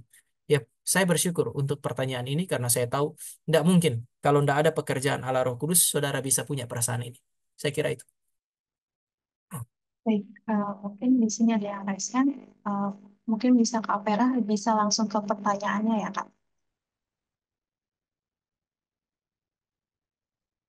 Oke, terima kasih kesempatannya. Sebelumnya mohon maaf ya Pak Tama, kayaknya lagi nggak bisa on kamera. Ya. Eh, Tadi kan Pak Tama bilang studi itu adalah proses belajar untuk memperlengkapi kita dalam bekerja. Tapi pada kenyataannya ada beberapa orang yang selama bekerja saat ini mungkin tidak selalu ada di dalam bidang yang sebelumnya kita geluti saat studi. Nah, apakah ini bagian dari tidak menghargai proses belajar yang sebelumnya adalah anugerah Allah? Dan lalu saat apa yang harus kita lakukan ketika bahkan sekarang kita dalam kondisi yang tadi sebelumnya dijabarkan, kita nggak tahu yang kita kerjakan sekarang benar-benar panggilan Tuhan atau bukan. Tapi kalau memang pun memang mau disejajarkan dengan bidang yang sebelumnya kita geluti dalam studi, eh, pun rasanya eh, sangat sulit dan nggak ada kesempatan gitu. Ya, oke. Gitu, Pak. Baik, ini tanpa sadar ada tiga nih ya. Saya catat tiga pertanyaan. Yang pertama adalah sudah studi tetapi kemudian tidak kerja pada bidang yang sesuai dengan studi. Beberapa kemungkinan. Pertama adalah seringkali mahasiswa orang muda waktu lulus SMA masuk ke bidang studi itu tidak berpikir dia mau jadi apa. Saya pernah sharing dengan jemaat itu, saya pernah studi filsafat dan begitu masuk di departemen filsafat, kelas S1 filsafat, saya terkejut karena dalam kelas itu lebih dari 60-an anak muda lagi belajar filsafat. Wah, saya kagum-kagum. Luar biasa, anak muda lulus SMA langsung belajar filsafat, visinya luar biasa besar. Lalu kemudian beberapa orang Kristen. Waktu ngobrol-ngobrol, bang siapa? Saya jelaskan, oh pendeta ya bang. Saya Kristen loh bang, saya gereja di sini. Saya bilang, "Oh, sudah lah ayo kita makan." Ada 8 atau 9 orang anak, kami makan. Saya traktir semua itu. Saking saya bersemangat lihat mereka rajin belajar filsafat. Begitu saya tanya, kenapa belajar filsafat? Pilihan ketiga bang. Jadi pilihan pertama itu pilihan serius tapi nggak lulus. Pilihan kedua agak serius. Pilihan ketiga asal isi filsafat gitu. Dan akhirnya mereka harus jadi filsuf. Terima nasib. Jadi kenapa bisa kerja di bidang yang berbeda dengan studinya? Bisa jadi studi itu adalah tidak studi ditempuh tanpa pilihan yang matang. Belum sadar mengenai dia mau kemana. Atau yang kedua memang pimpinan Tuhan, Vera. Ada orang Tuhan izinkan studi di satu tempat, lalu kemudian dibawa ke tempat lain, tetapi studi yang lama itu pelan-pelan bisa dipakai kok untuk memperlengkapi. Beberapa teman saya itu adalah hamba Tuhan. Jadi di GRI umumnya hamba Tuhan itu tidak berlatar teologi umumnya. Umumnya adalah datang dari berbagai bidang dan puji Tuhan untuk itu karena kami saling memperkaya. Webnya STTRI, STT-nya kami itu dikerjakan oleh salah satu hamba Tuhan kami yang memang latarnya IT. Kalau enggak ya enggak jadi itu. Suruh saya yang ini, saya harus bikin mujizat baru jadi webnya.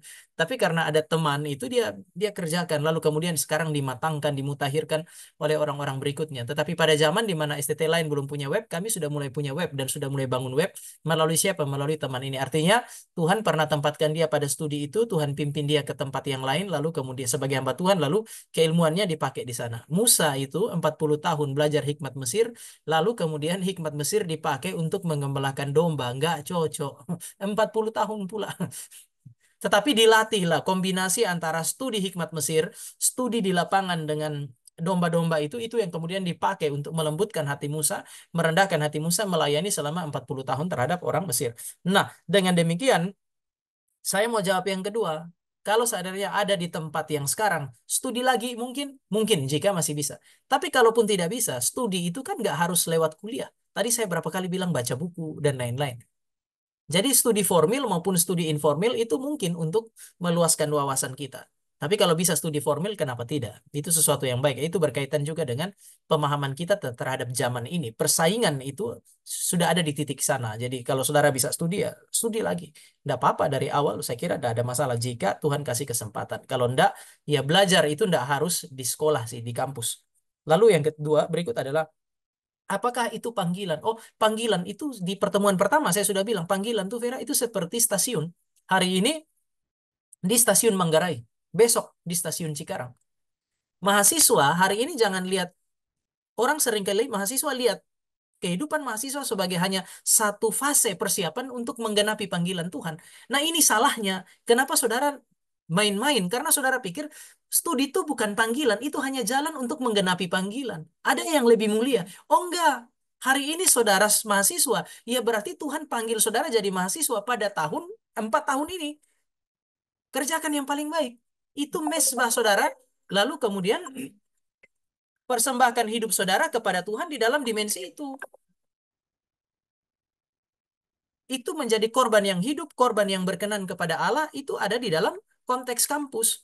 Nanti kalau saudara bekerja di satu tempat, setelah saudara ada di tempat itu, lalu kemudian Tuhan pimpin ke tempat yang lain, lihat itu juga sebagai panggilan Tuhan. Jadi panggilan itu memang kayak stasiun. Di satu waktu dalam periode tertentu ada di tempat A, bisa saja Tuhan geser dengan berbagai macam cara. Vera, tempat kerjanya Vera hari ini, apapun itu, ya kan gak ada yang kebetulan. Tuhan pimpin. Itu bagian dari panggilan Tuhan. Kerjakan yang paling baik sampai Tuhan bilang, ini sudah berakhir. Harusnya kamu pindah ke tempat yang lain. Saya kira itu. Baik. Akan saya lanjutkan untuk raise hand yang terakhir. Mungkin boleh Kak Reni, tapi bisa langsung ke pertanyaannya. Iya, makasih Libi. Selamat malam Pak, saya Reni dari Pekerja Non Gerejawi. Saya mau ada 2 pertanyaan Pak. Ada 2 pertanyaan Pak. Pertama, kan tadi disebutkan bahwa Tuhan mengutus kita ke tengah-tengah serigala. Nah, berdasarkan pengalaman bekerja di non gerejawi Pak, itu biasanya kebenaran firman Tuhan kan selalu ditolak dan bahkan bukan hanya ditolak Pak, bahkan orang yang memperjuangkan kebenaran itu cenderung diasingkan dan diasingkan itu Pak. Ya. Bagaimana menyikapi itu? Terus ini Pak ada titipan pertanyaan karena tadi Bapak sudah terlanjur singgung gereja. Kebetulan tadi ada 2 gereja, GBI dengan gereja Roma Katolik. Mungkin bisa sedikit ini Pak, pertanyaan dari yang bersangkutan sih kenapa Bapak membanding-bandingkan gereja? Oke. Maaf ya Pak, meskipun itu bukan tema malam ini. Terima Oke. kasih. Baik, Ren. Yang pertama, ketika kita menyampaikan kebenaran dan ditolak, itu bukan hanya dalam konteks orang Kristen di ruang kerja, di mana saja. Semua yang menyampaikan kebenaran punya peluang untuk ditolak. Dan justru karena itu, Tuhan Yesus bilang, kamu seperti domba ke tengah-tengah serigala. Itu bukan gini ya, satu serigala di tengah banyak domba aja sudah selesai domba-domba itu. Tercerai-berai. Apalagi ini satu domba di tengah-tengah banyak serigala. Tercabik-cabik dia. Jadi jangan membayangkan bahwa ketika Tuhan utus kita untuk menghidupi kebenaran, memberi kesaksian, kemudian kehidupan kita akan baik-baik saja. Saya kira tidak. Dan kalau kita masuk ke dalam satu bidang, menghadapi banyak pergumulan dan kemudian Tuhan izinkan itu terjadi pada kita, karena kita menderita atau kita bergumul karena kebenaran, itu malah membuat saudara dan saya menggenapi yang Tuhan bilang bahwa ciri murid Kristus adalah menyangkal diri dan memikul salib. Salib itu jelas ekspresi penderitaan karena kebenaran. Tetapi salib itu penting untuk membedakan kita dari dunia. Dunia menderita karena dosa melawan Allah. Kita menderita karena taat kepada Allah. Itu beda dari dunia. Tapi kita serupa dengan Kristus pada saat yang sama. Sehingga memang biasanya kita diminta untuk mengerjakan kebenaran, lalu kemudian kita mengalami pergumulan di sana dan menikmati pertumbuhan keserupaan dengan Kristus justru dalam konteks itu. Ini hal yang pertama, Ren. Yang kedua, saya sudah sampaikan di dalam pertemuan kedua atau pertemuan pertama itu mengenai Sakeus. Sakeus setelah dia bertobat, dia balik, dia kan tidak jadi pekerjaan lain, dia mengerjakan pekerjaan lain, dia jadi pemungut cukai, dan begitu dia masuk menjadi pemungut cukai, dia masuk menjadi tetap menjadi pemungut cukai, dia harus bekerja sebagai pemungut cukai dalam tanda petik Kristen. Kepala pemungut cukai ini yang baru ini sekarang harus memastikan bahwa anak buahnya nggak mengambil lebih dari yang seharusnya. Sebab itu para penafsir bilang, inilah alasan kenapa Sakeus itu cuma diceritakan satu kali. Habis itu kita nggak tahu ceritanya. Besar kemungkinan dia dibunuh, Reni. Besar kemungkinan dia dibunuh oleh orang-orang Yahudi yang hidupnya dipotong oleh Sakeus oleh karena dia mempersembahkan, dia berusaha untuk mempersembahkan ruang kerjanya sebagai mesbah kepada Tuhan. Jadi memang ada resiko itu. Saya tidak mau menyangkali itu. Tapi ada masa di mana dia bilang, Tuhan Yesus itu kan bilang, aku mengutus kamu seperti domba ke tengah-tengah serigala. Sebab itu, kamu harus tulus seperti merpati, cerdik seperti ular. Jadi jangan hanya tulus, tapi cerdik. Jangan hanya cerdik, banyak orang tertipu sama kita, tetapi tidak tulus. Jadi dua-dua ini harus jalan. Dengan demikian kita perlu lihat situasi dan berbagai macam cara untuk kemudian menyampaikan kebenaran dengan baik. Berikut mengenai membanding-bandingkan. Apa salahnya membanding-bandingkan? Apa yang masalah dengan membandingkan? Kan bahkan ketika mengatakan, Tama, kamu membanding-bandingkan gereja A dengan gereja B. itu tanpa sadar saudara sementara membandingkan saya mungkin dengan hamba Tuhan lain. Hamba Tuhan lain nggak begitu. Kamu begitu, Pak. Berarti membanding-bandingkan itu bukan masalah. Menjelek-jelekkan masalah. Menjelek-jelekan itu berarti saudara dan saya melakukan sesuatu di luar fakta, menceritakan jeleknya. Sekarang saya kasih tahu saudara bahwa misalnya tadi saya ngomong itu saya bukan ngomong GBI ya, saya ngomong GBI ya. Saya ngomongnya Gilbert. Kalau Gilbert itu apa GBI ya terserah, tapi nggak semua orang GBI. Teman-teman maafkan ya, saya datang dari gereja Injili. Sekolah saya pertama adalah sekolah Injili, sehingga sahabat saya paling banyak itu adalah pendeta-pendeta Injili, beberapa pendeta karismatik. Jadi jangan pikir bahwa ketika saya ngomong GBI misalnya, lalu kemudian saya memusuhi mereka. Enggak. Sampai hari ini masih teman baik, pada saat reuni kami masih ngobrol dan seterusnya. Tetapi salah-salah benar-benar.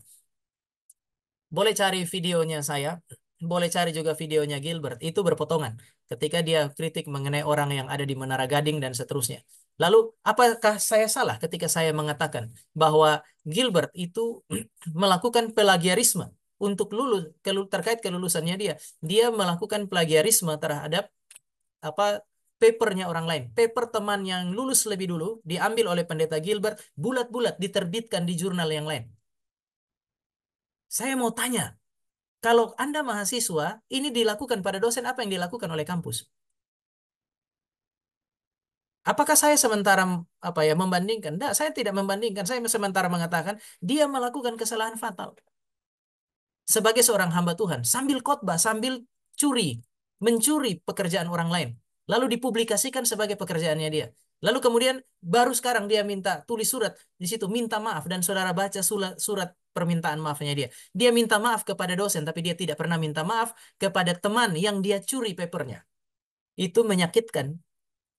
Jadi ini bukan membanding, kalaupun disebut sebagai membanding-bandingkan, saya nggak merasa itu salah. Saya sementara mengatakan Anda jangan melakukan itu. Ketika saya bilang jangan melakukan hal yang sama, otomatis itu adalah sebuah perbandingan. Yesus melakukan hal yang sama. Jadi kalau membandingkan salah, Yesus salah. Yesus itu melakukan perbandingan. Kamu jangan sama ya kayak orang Farisi. Itu kan ya? Jangan sama seperti Farisi. Apalagi, saudara akan menemukan rasul-rasul juga melakukan sedemikian.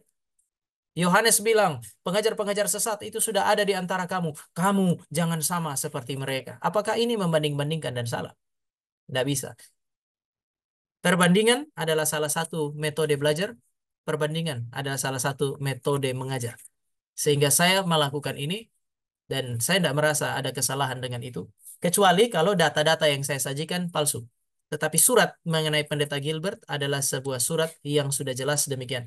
Yang berikut, saya tidak sementara menjelekkan Katolik loh. Saya sementara menjelaskan bagaimana gereja Katolik memandang relasi antara gereja dengan segala bidang hidup. Itu tidak sementara menjelek-jelekan. Kan ada perbedaan. Mengatakan berbeda itu bukan sebuah kejahatan. Saya hanya mengatakan mereka menempatkan gereja di atas segala bidang hidup yang lain. Sehingga kan tadi ada muncul pertanyaan juga dari Denny misalnya. Oh itu uh, saya kurang setuju ya, agak setuju tapi agak kurang setuju ya, itu sesuatu yang normal. By the way, apakah teman-teman GBI nggak pernah ngomong reform? Saya tahu karena saya di grup yang isinya adalah alumni-alumni sekolah saya dulu. Ya, mereka juga omongin reform kok. Jadi sebenarnya itu biasa aja. Saya kira itu. Thank you, Ren. Baik, mungkin saya akan melihat yang di Slido. Pertanyaan pertama yaitu, apakah bisa seseorang yang berprofesi pengusaha menjadi pendeta? Atau haruskah profesinya sebagai pengusaha harus dilepaskan dahulu sebelum menjadi hamba Tuhan? Ya. Begini, konflik kepentingan, konflik of interest itu banyak terjadi di dalam pelayanan.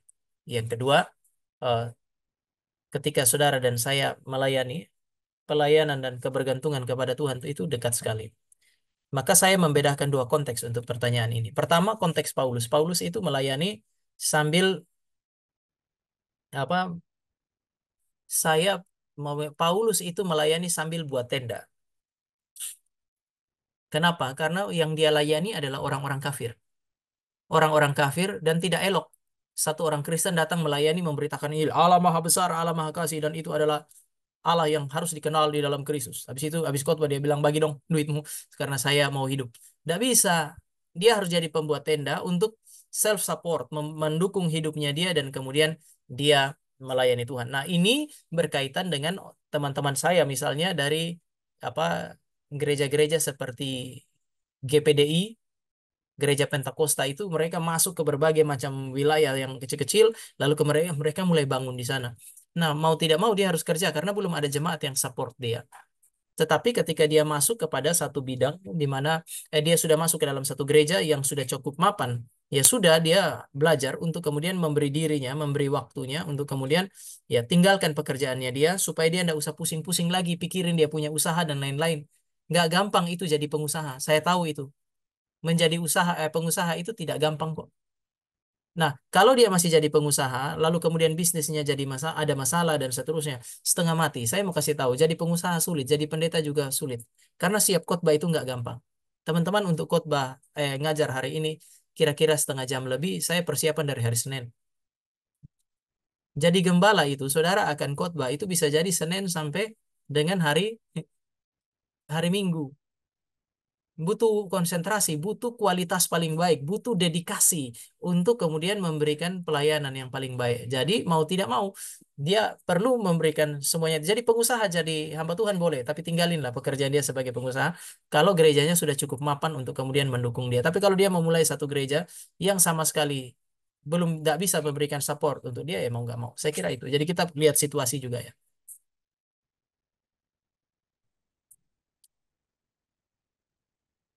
Baik, untuk pertanyaan selanjutnya, jika gereja tidak ideal, kenapa Bapak mau melayani sebagai pendeta?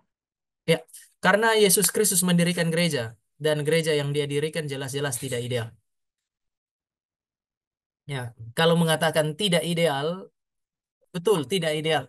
Dan jangan lupa Yesus Kristuslah yang mendirikan gereja yang katanya tidak ideal itu. Gereja enggak, Yesus tidak mendirikan gereja yang terdiri atas orang-orang sempurna. Lalu kemudian, tetapi Yesus mendirikan gereja yang datang dari orang berdosa, yang ditebus namun belum sempurna. Tapi menarik, memang inilah kemuliaan Kristus dan kemuliaan Allah. Karena Allah mau menyatakan, Kristus mau menyatakan kemuliaan, kesempurnaannya melalui yang tidak sempurna ini.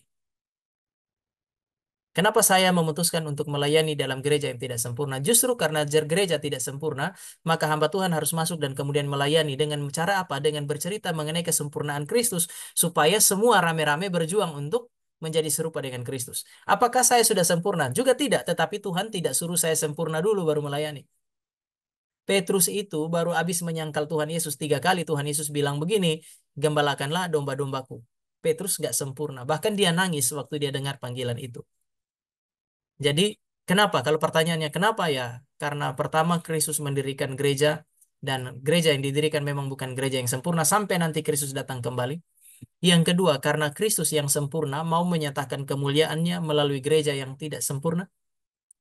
Kristus yang sempurna memanggil saya yang tidak sempurna untuk melayani Kristus yang sempurna di dalam gereja yang tidak sempurna. Ini yang ketiga.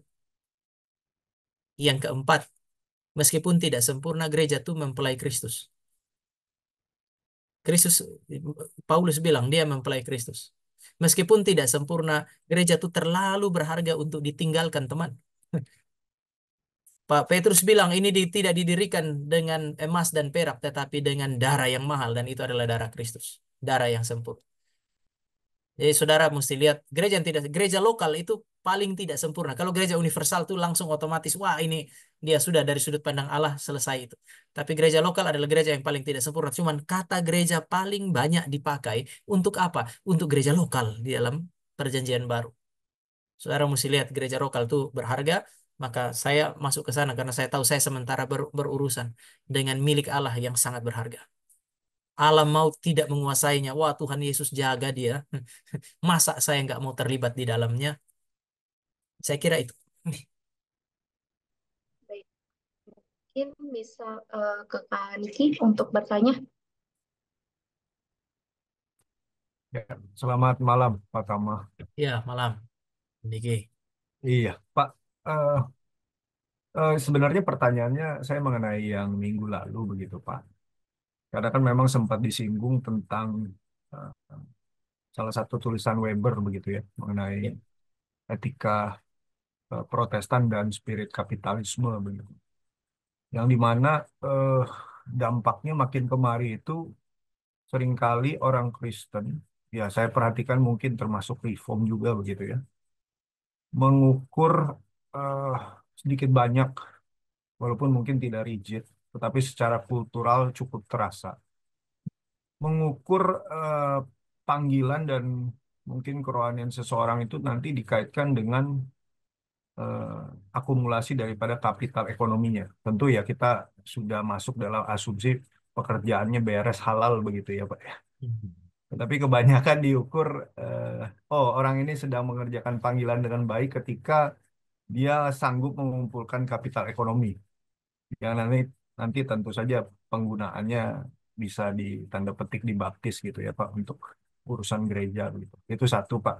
Kedua Pak, salah satu hal yang sangat menarik yang saya ingin dengar pendapat dari Bapak itu adalah bagaimana Pak ya pemuda-pemudi eh, Kristen terutama mungkin Reform dalam menyikapi panggilan sebagai intelektual Kristen begitu. Karena kalau di dalam perjalanan hidup saya gitu ya, sering beberapa kali bersinggungan dengan kelompok intelektual muda NU begitu, Muhammadiyah, lalu Katolik sendiri juga punya begitu ya. Tapi saya hampir tidak pernah menemukan kelompok-kelompok intelektual muda Kristen yang organik begitu di dalam kekristenan, terutama Protestan. Ironisnya yang saya temukan itu yang berbagian di situ itu kebanyakan dari kelompok Kristen liberal begitu ya. Reform di Indonesia masih jarang mungkin ya. Saya nggak tahu, tapi saya mungkin ingin dengar pendapat dan opini pengarahan Pak Tama begitu ya. Saya senang sekali sebenarnya bisa join seperti ini karena saya lama di dunia pelayanan mahasiswa sejak dari Bandung begitu ya. Hmm. Terima kasih Pak Tama. Ya, ya terima kasih untuk pertanyaannya, apa Niki. Yang pertama terkait dengan apa ya mengukur keberhasilan. Mungkin saya tukar sedikit ya istilahnya ya. Apa mengukur keberhasilan dari pencapaian.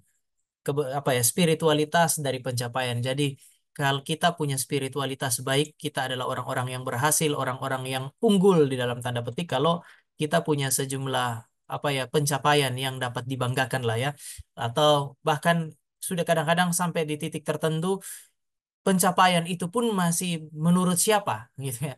Kalau si tercapai menurut kriteria A itu rohani, itu apa ya oke, kalau pencapaian yang lain tidak. Tetapi persis seperti inilah yang Weber maksudkan kan ya. Mengukur kita punya keberhasilan dari sesuatu yang kita peroleh, harta kekayaan. Jadi mereka kerja keras supaya mereka pada akhirnya keberhasilan, kekayaan itu menjadi tanda mereka adalah umat pilihan. Kira-kira itulah gitu. Nah, tetapi ini kan berarti yang sebenarnya kalau kita mau jujur ya, atau kita lihat dari sudut pandang Alkitab, itu berarti yang Niki sementara bicarakan adalah Kristen Weberian. Yang bisa terselip dan bisa menyusup di dalam setiap gereja manapun. Dan saya kira bisa masuk di apa karismatik ada di sana dengan teologi kemakmurannya, tetapi juga di dalam tradisi gereja bahkan reform sekalipun bisa jadi orang menggunakan mungkin kalau bukan harta ya achievement tertentu sebagai standar dari apa yang disebut sebagai keberhasilan. Tetapi kan kalau kita mau lihat hal pertama yang saya mau katakan adalah katakanlah harta kekayaan, penerimaan dan lain-lain itu juga bukan tujuan perjuangan atau bukti perjuangan yang maksimal, tetapi kadang-kadang itu bisa jadi konsekuensi perjuangan maksimal kan ya. Kalau saya mendedikasikan hidup bekerja secara maksimal ya pada akhirnya ada berkat juga, ada konsekuensi. Tapi ada juga orang-orang bahkan banyak yang berjuang secara maksimal dan biasa-biasa saja. Makanya selama kita bahas, saya kira kalau sampai dengan 3 pertemuan kali ini saya tidak sementara bilang bahwa kalau orang berhasil spiritualitasnya baik akan kelihatan dari kekayaannya. Saya kira saya cukup berhati-hati dengan itu. Tetapi inti daripada kita itu jadi yang paling tahu sebenarnya kan pertama kita. Apakah saya berjuang selama ini? Saya sudah kasih yang paling baik. Saya sudah mendedikasikan hidup kita. Apa gunanya saya berhasil di bisnisnya saya, tapi pada saat yang sama saya makin lama makin jauh dari Tuhan. Berarti saya tidak sementara mengerjakan panggilan kan ya. Jadi sejumlah kriteria ada di sana. Saya kira ini ada hal yang kemudian bisa kita lihat itu. Jadi panggilan berarti kita mendekat kepada Tuhan. Panggilan berarti kita menikmati relasi dengan Tuhan. Panggilan berarti kita menjadi berguna bukan hanya bagi kemuliaan Allah tapi juga bagi sesama dan seterusnya. Selama 3 pertemuan ini kita lebih banyak bahas di sana sehingga kita mengukurnya harusnya dari sana. Dan ada masa di mana kita tuh perlu menutup telinga. terhadap masukan atau katakanlah suara yang memang nggak beres. Mengukur keberhasilan pelayanan pemuda saja pun kan kriterianya banyak-banyak, sangat banyak. Tapi selama kita ada di jalur ya sudah, tidak perlu terlalu peduli dengan yang lain. Dan ada masa di mana kita boleh dong kasih kritik kepada mereka. Saya sih lebih suka ada pada posisi itu. Kalau seandainya saya rasa ini tidak benar, ya sudah kritik. Bahkan ketika itu adalah gereja di mana saya sementara mengabdikan diri kepada Kristus di sana. Karena saya mengabdikan diri kepada Kristus, maka saya nggak boleh enggan untuk kemudian menyampaikan kritik. Didengar atau tidak, apapun konsekuensinya, ya sudah. Saya kira ini untuk pertanyaan pertama. Yang kedua, bagaimana kita menyikapi panggilan sebagai intelektual Kristen? Seharusnya, kalau kita ngomong yang seharusnya, kita tidak boleh hanya menjadi pemuda Kristen atau mahasiswa Kristen, pekerja Kristen, tetapi harusnya juga pada saat yang sama, kita harus menjadi intelektual di bidang kita masing-masing, harusnya. Karena kan tadi saya bilang, kita melewati proses belajar di segala tempat itu. Nah, yang saya takutkan adalah banyak orang berpikir bahwa kalau dia sudah sibuk bekerja, ya itu kesaksian dia, dia sudah selesai di situ. Atau eh, untuk menjadi menghidupi kehidupan kaum intelektual itu kan gak gampang. Riset, memperhatikan kehidupan masyarakat, ya. Misalnya saya pernah saya berapa kali ikut komunitas Islam liberal yang di Jalan Pramuka itu ya, sekitaran Jalan Pramuka, apa namanya, kebun apa saya lupa. Berapa kali saya ikut di situ dan memang intelektual Islam banyak kumpul di sana. Kekristenan juga kok. Dan sayangnya, atau mungkin Niki, saya lebih cenderung bilang mungkin ketika kita ngomong mengenai liberal dalam konteks Kristen, mungkin kita lebih cenderung mungkin lihat kepada tradisi akademik. Mereka tuh sudah lama melihat akademik tradisi akademik sebagai sesuatu yang sangat penting. Di dalam konteks Indonesia, sekolah-sekolah Injili itu baru mulai sadar itu penting belakangan ini. Itu pun gara-gara akreditasi. Kalau pemerintah nggak bikin akreditasi ya penelitian, lalu kemudian kebaruan di dalam pemikiran itu tuh menjadi sesuatu yang ini. Kenapa? Karena mereka Injil ini kan termasuk reform Injil ya. Kalau Injil kan kita ada situ bukan hanya gereja tertentu, itu kan lebih suka dekat ke sorga daripada menjadi berkat di bumi. Saya kira ini masalah. Kalau kita mau jadi berkat di bumi, ya mau nggak mau, kita perlu meluaskan hati untuk merangkul banyak orang melalui proses belajar tentu saja. Kebenaran meluaskan hati, tapi juga kebenaran itu menajamkan pikiran. Karena pengaruh kita itu kan berkaitan dengan ketajaman pikiran. Kita ada di era yang begitu memang. Dan kemudian keluasan hati itu kan nampak di dalam perhatian kita terhadap kehidupan sosial. Ini yang saya bilang gereja cenderung nyaman di dalam sorga. Dia di bumi tapi dia lebih suka nikmati apa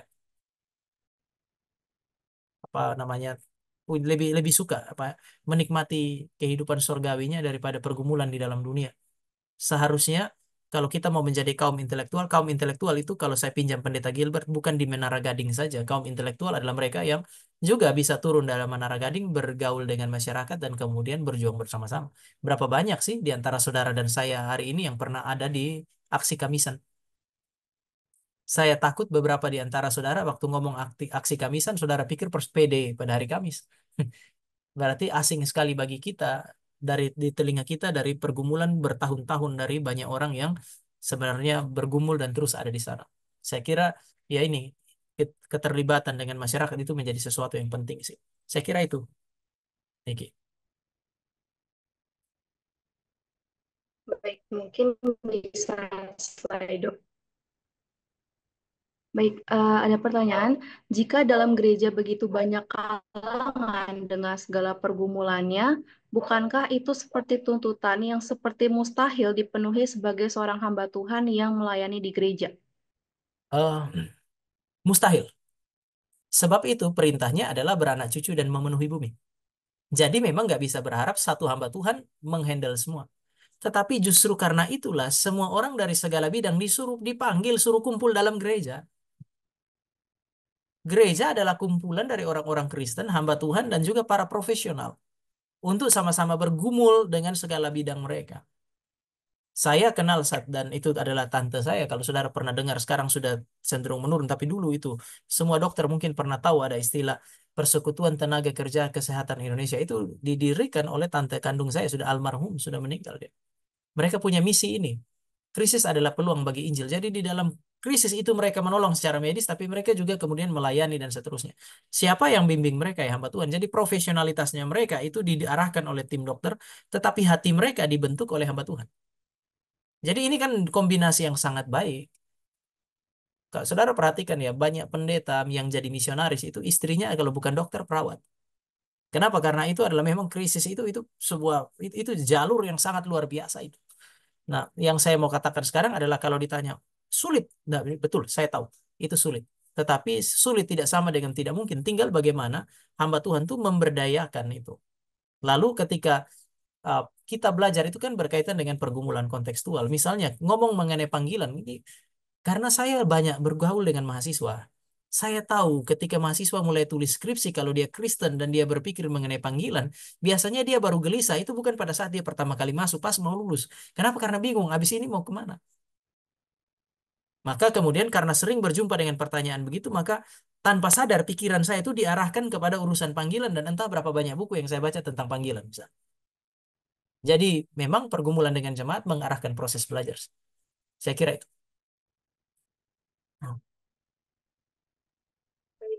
Mungkin pertanyaan terakhir ya Pak. Ada yang bertanya, jika banyak hamba Tuhan seperti pengecut hanya melayani jemaat sebagai majikan bukan Tuhan, di mana posisi Bapak berdiri? Ah, begini, yang panggil saya tuh Kristus. Maka dia satu-satunya Tuhannya saya.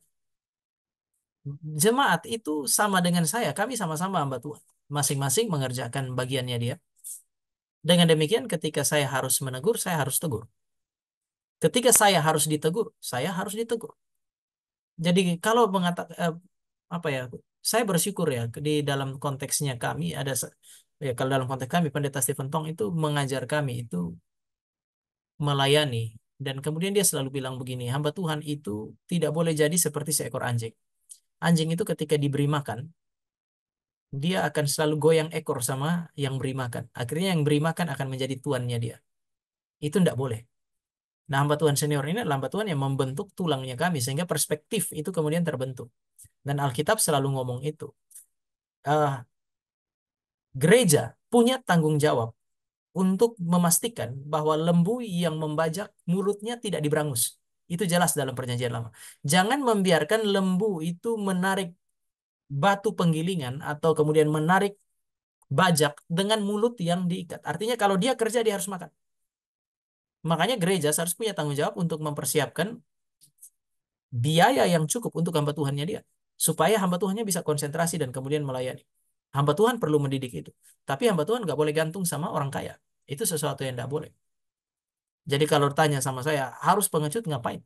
Begini, sampai saat ini ya, saya tidak tahu yang lain, tetapi sampai saat ini, uh, di sini banyak kok pemuda dan juga mungkin beberapa adalah jemaatnya saya. Di jemaatnya kami ada orang miskin. Di jemaatnya kami ada orang kaya. Saya kira orang kaya, orang miskin dalam gerejanya saya sama saja. Saudara bisa lihat kok dari mimbar misalnya. Saudara bisa lihat siapa hamba Tuhan kan bisa lihat dari khotbahnya dia. Khotbah di mimbar itu kan khotbah yang didengar orang kaya, orang miskin. Sama kok. Ketika bersuara dengan keras ya orang kaya dengar, orang miskin dengar. Ya orang kaya, orang miskin sama-sama butuh apa ya firman Tuhan. Jadi ketika saya khotbah, saya adalah wakilnya Tuhan.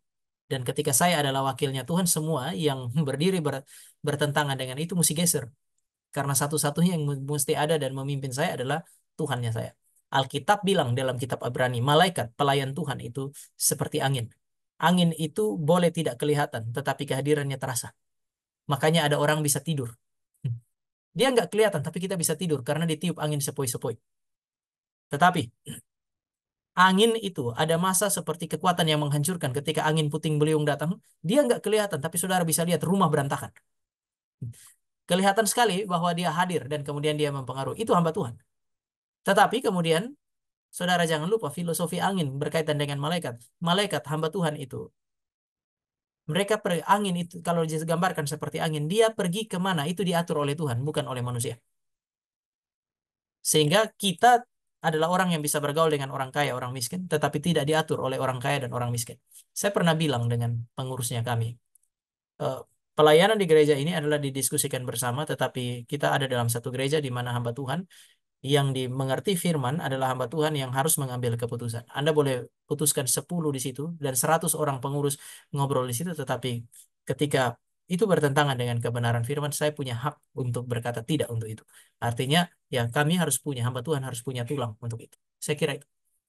Ya saya tidak tahu apa maksudnya, tetapi ya Hamba Tuhan harusnya punya tulang yang sedemikian. Tuhan di tengah bangsa Israel, tapi menyiksa nabi. Teladan apa untuk seorang hamba Tuhan yang rindu melayani di tengah jemaat berdosa? Teladannya adalah melayani dalam kondisi baik dan tidak baik. Lebih banyak nabi itu melayani di dalam kondisi yang tidak baik. Dan kita harus punya ekspektasi. Teman-teman, saya tidak tahu siapa di antara teman-teman yang nanti dipanggil jadi hamba Tuhan. Tetapi memang dari awal, itu bukan cuma Yeremia. Semua yang diutus itu kan diutus seperti domba ke tengah-tengah serigala. Apa yang diharapkan oleh domba di tengah-tengah serigala? Nggak ada kan ya. Jadi memang ketika Tuhan utus kita ke dalam dunia yang tidak ideal, kita sudah tidak bisa berharap semua terlalu ideal. Tapi jangan lupa bahwa Tuhan itu bisa membuat situasi yang saudara nggak duga dalam situasi yang tidak ideal. Saya melayani dalam konteks GRII saja itu dari 2011. Saya sampai hari ini melayani di GRI ada kondisi-kondisi yang memang harus dikatakan ya kalau kita lihat itu kita nangis loh, bergumul sebagai hamba Tuhan. Tapi di sisi yang lain juga di tengah-tengah situasi yang tidak ideal Tuhan bisa bangkitkan orang, Tuhan bisa munculkan situasi yang membuat kita bersuka cita. Saya yakin Yeremia dengan segala pergumulannya Tuhan tetap harus kasih dia momen-momen tertentu di mana dia bersuka cita. Ya, sekali lagi Tuhan kasih dia momen-momen tertentu di mana dia bersuka cita, memperoleh kekuatan untuk berhadapan dengan pergumulan itu. Sehingga ya mau tidak mau kita tuh tinggal jalani sajalah pelayanannya kita. Karena tidak mungkin sekali lagi tidak ada sukacita dalam pelayanan seorang hamba Tuhan. Itu adalah sesuatu yang tidak mungkin. Yang kedua, kalaupun kita nggak ada Pak, nggak ada sukacita. Sukacitamu adalah melayani Tuhan di dalam segala situasi. Kalau kita bisa melayani Tuhan, itu sukacita teman. Pernah ada yang bilang, kamu nggak capek ya? Pergi pagi-pagi, siang masih pergi lihat pembangunan, malam pergi pelayanan, bahkan habis itu ngajar, persiapan ngajar sampai tengah malam.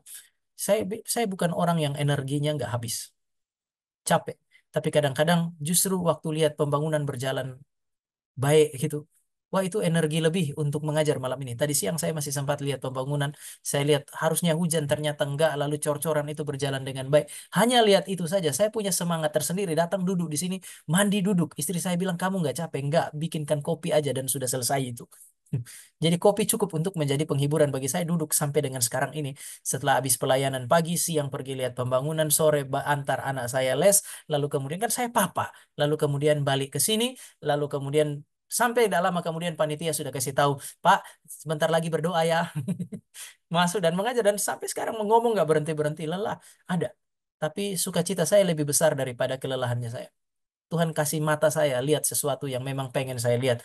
Cukup lihat orang cor fondasi gedung selesai, ya sudah cukup bagi saya untuk dapat penghiburan untuk duduk sampai malam.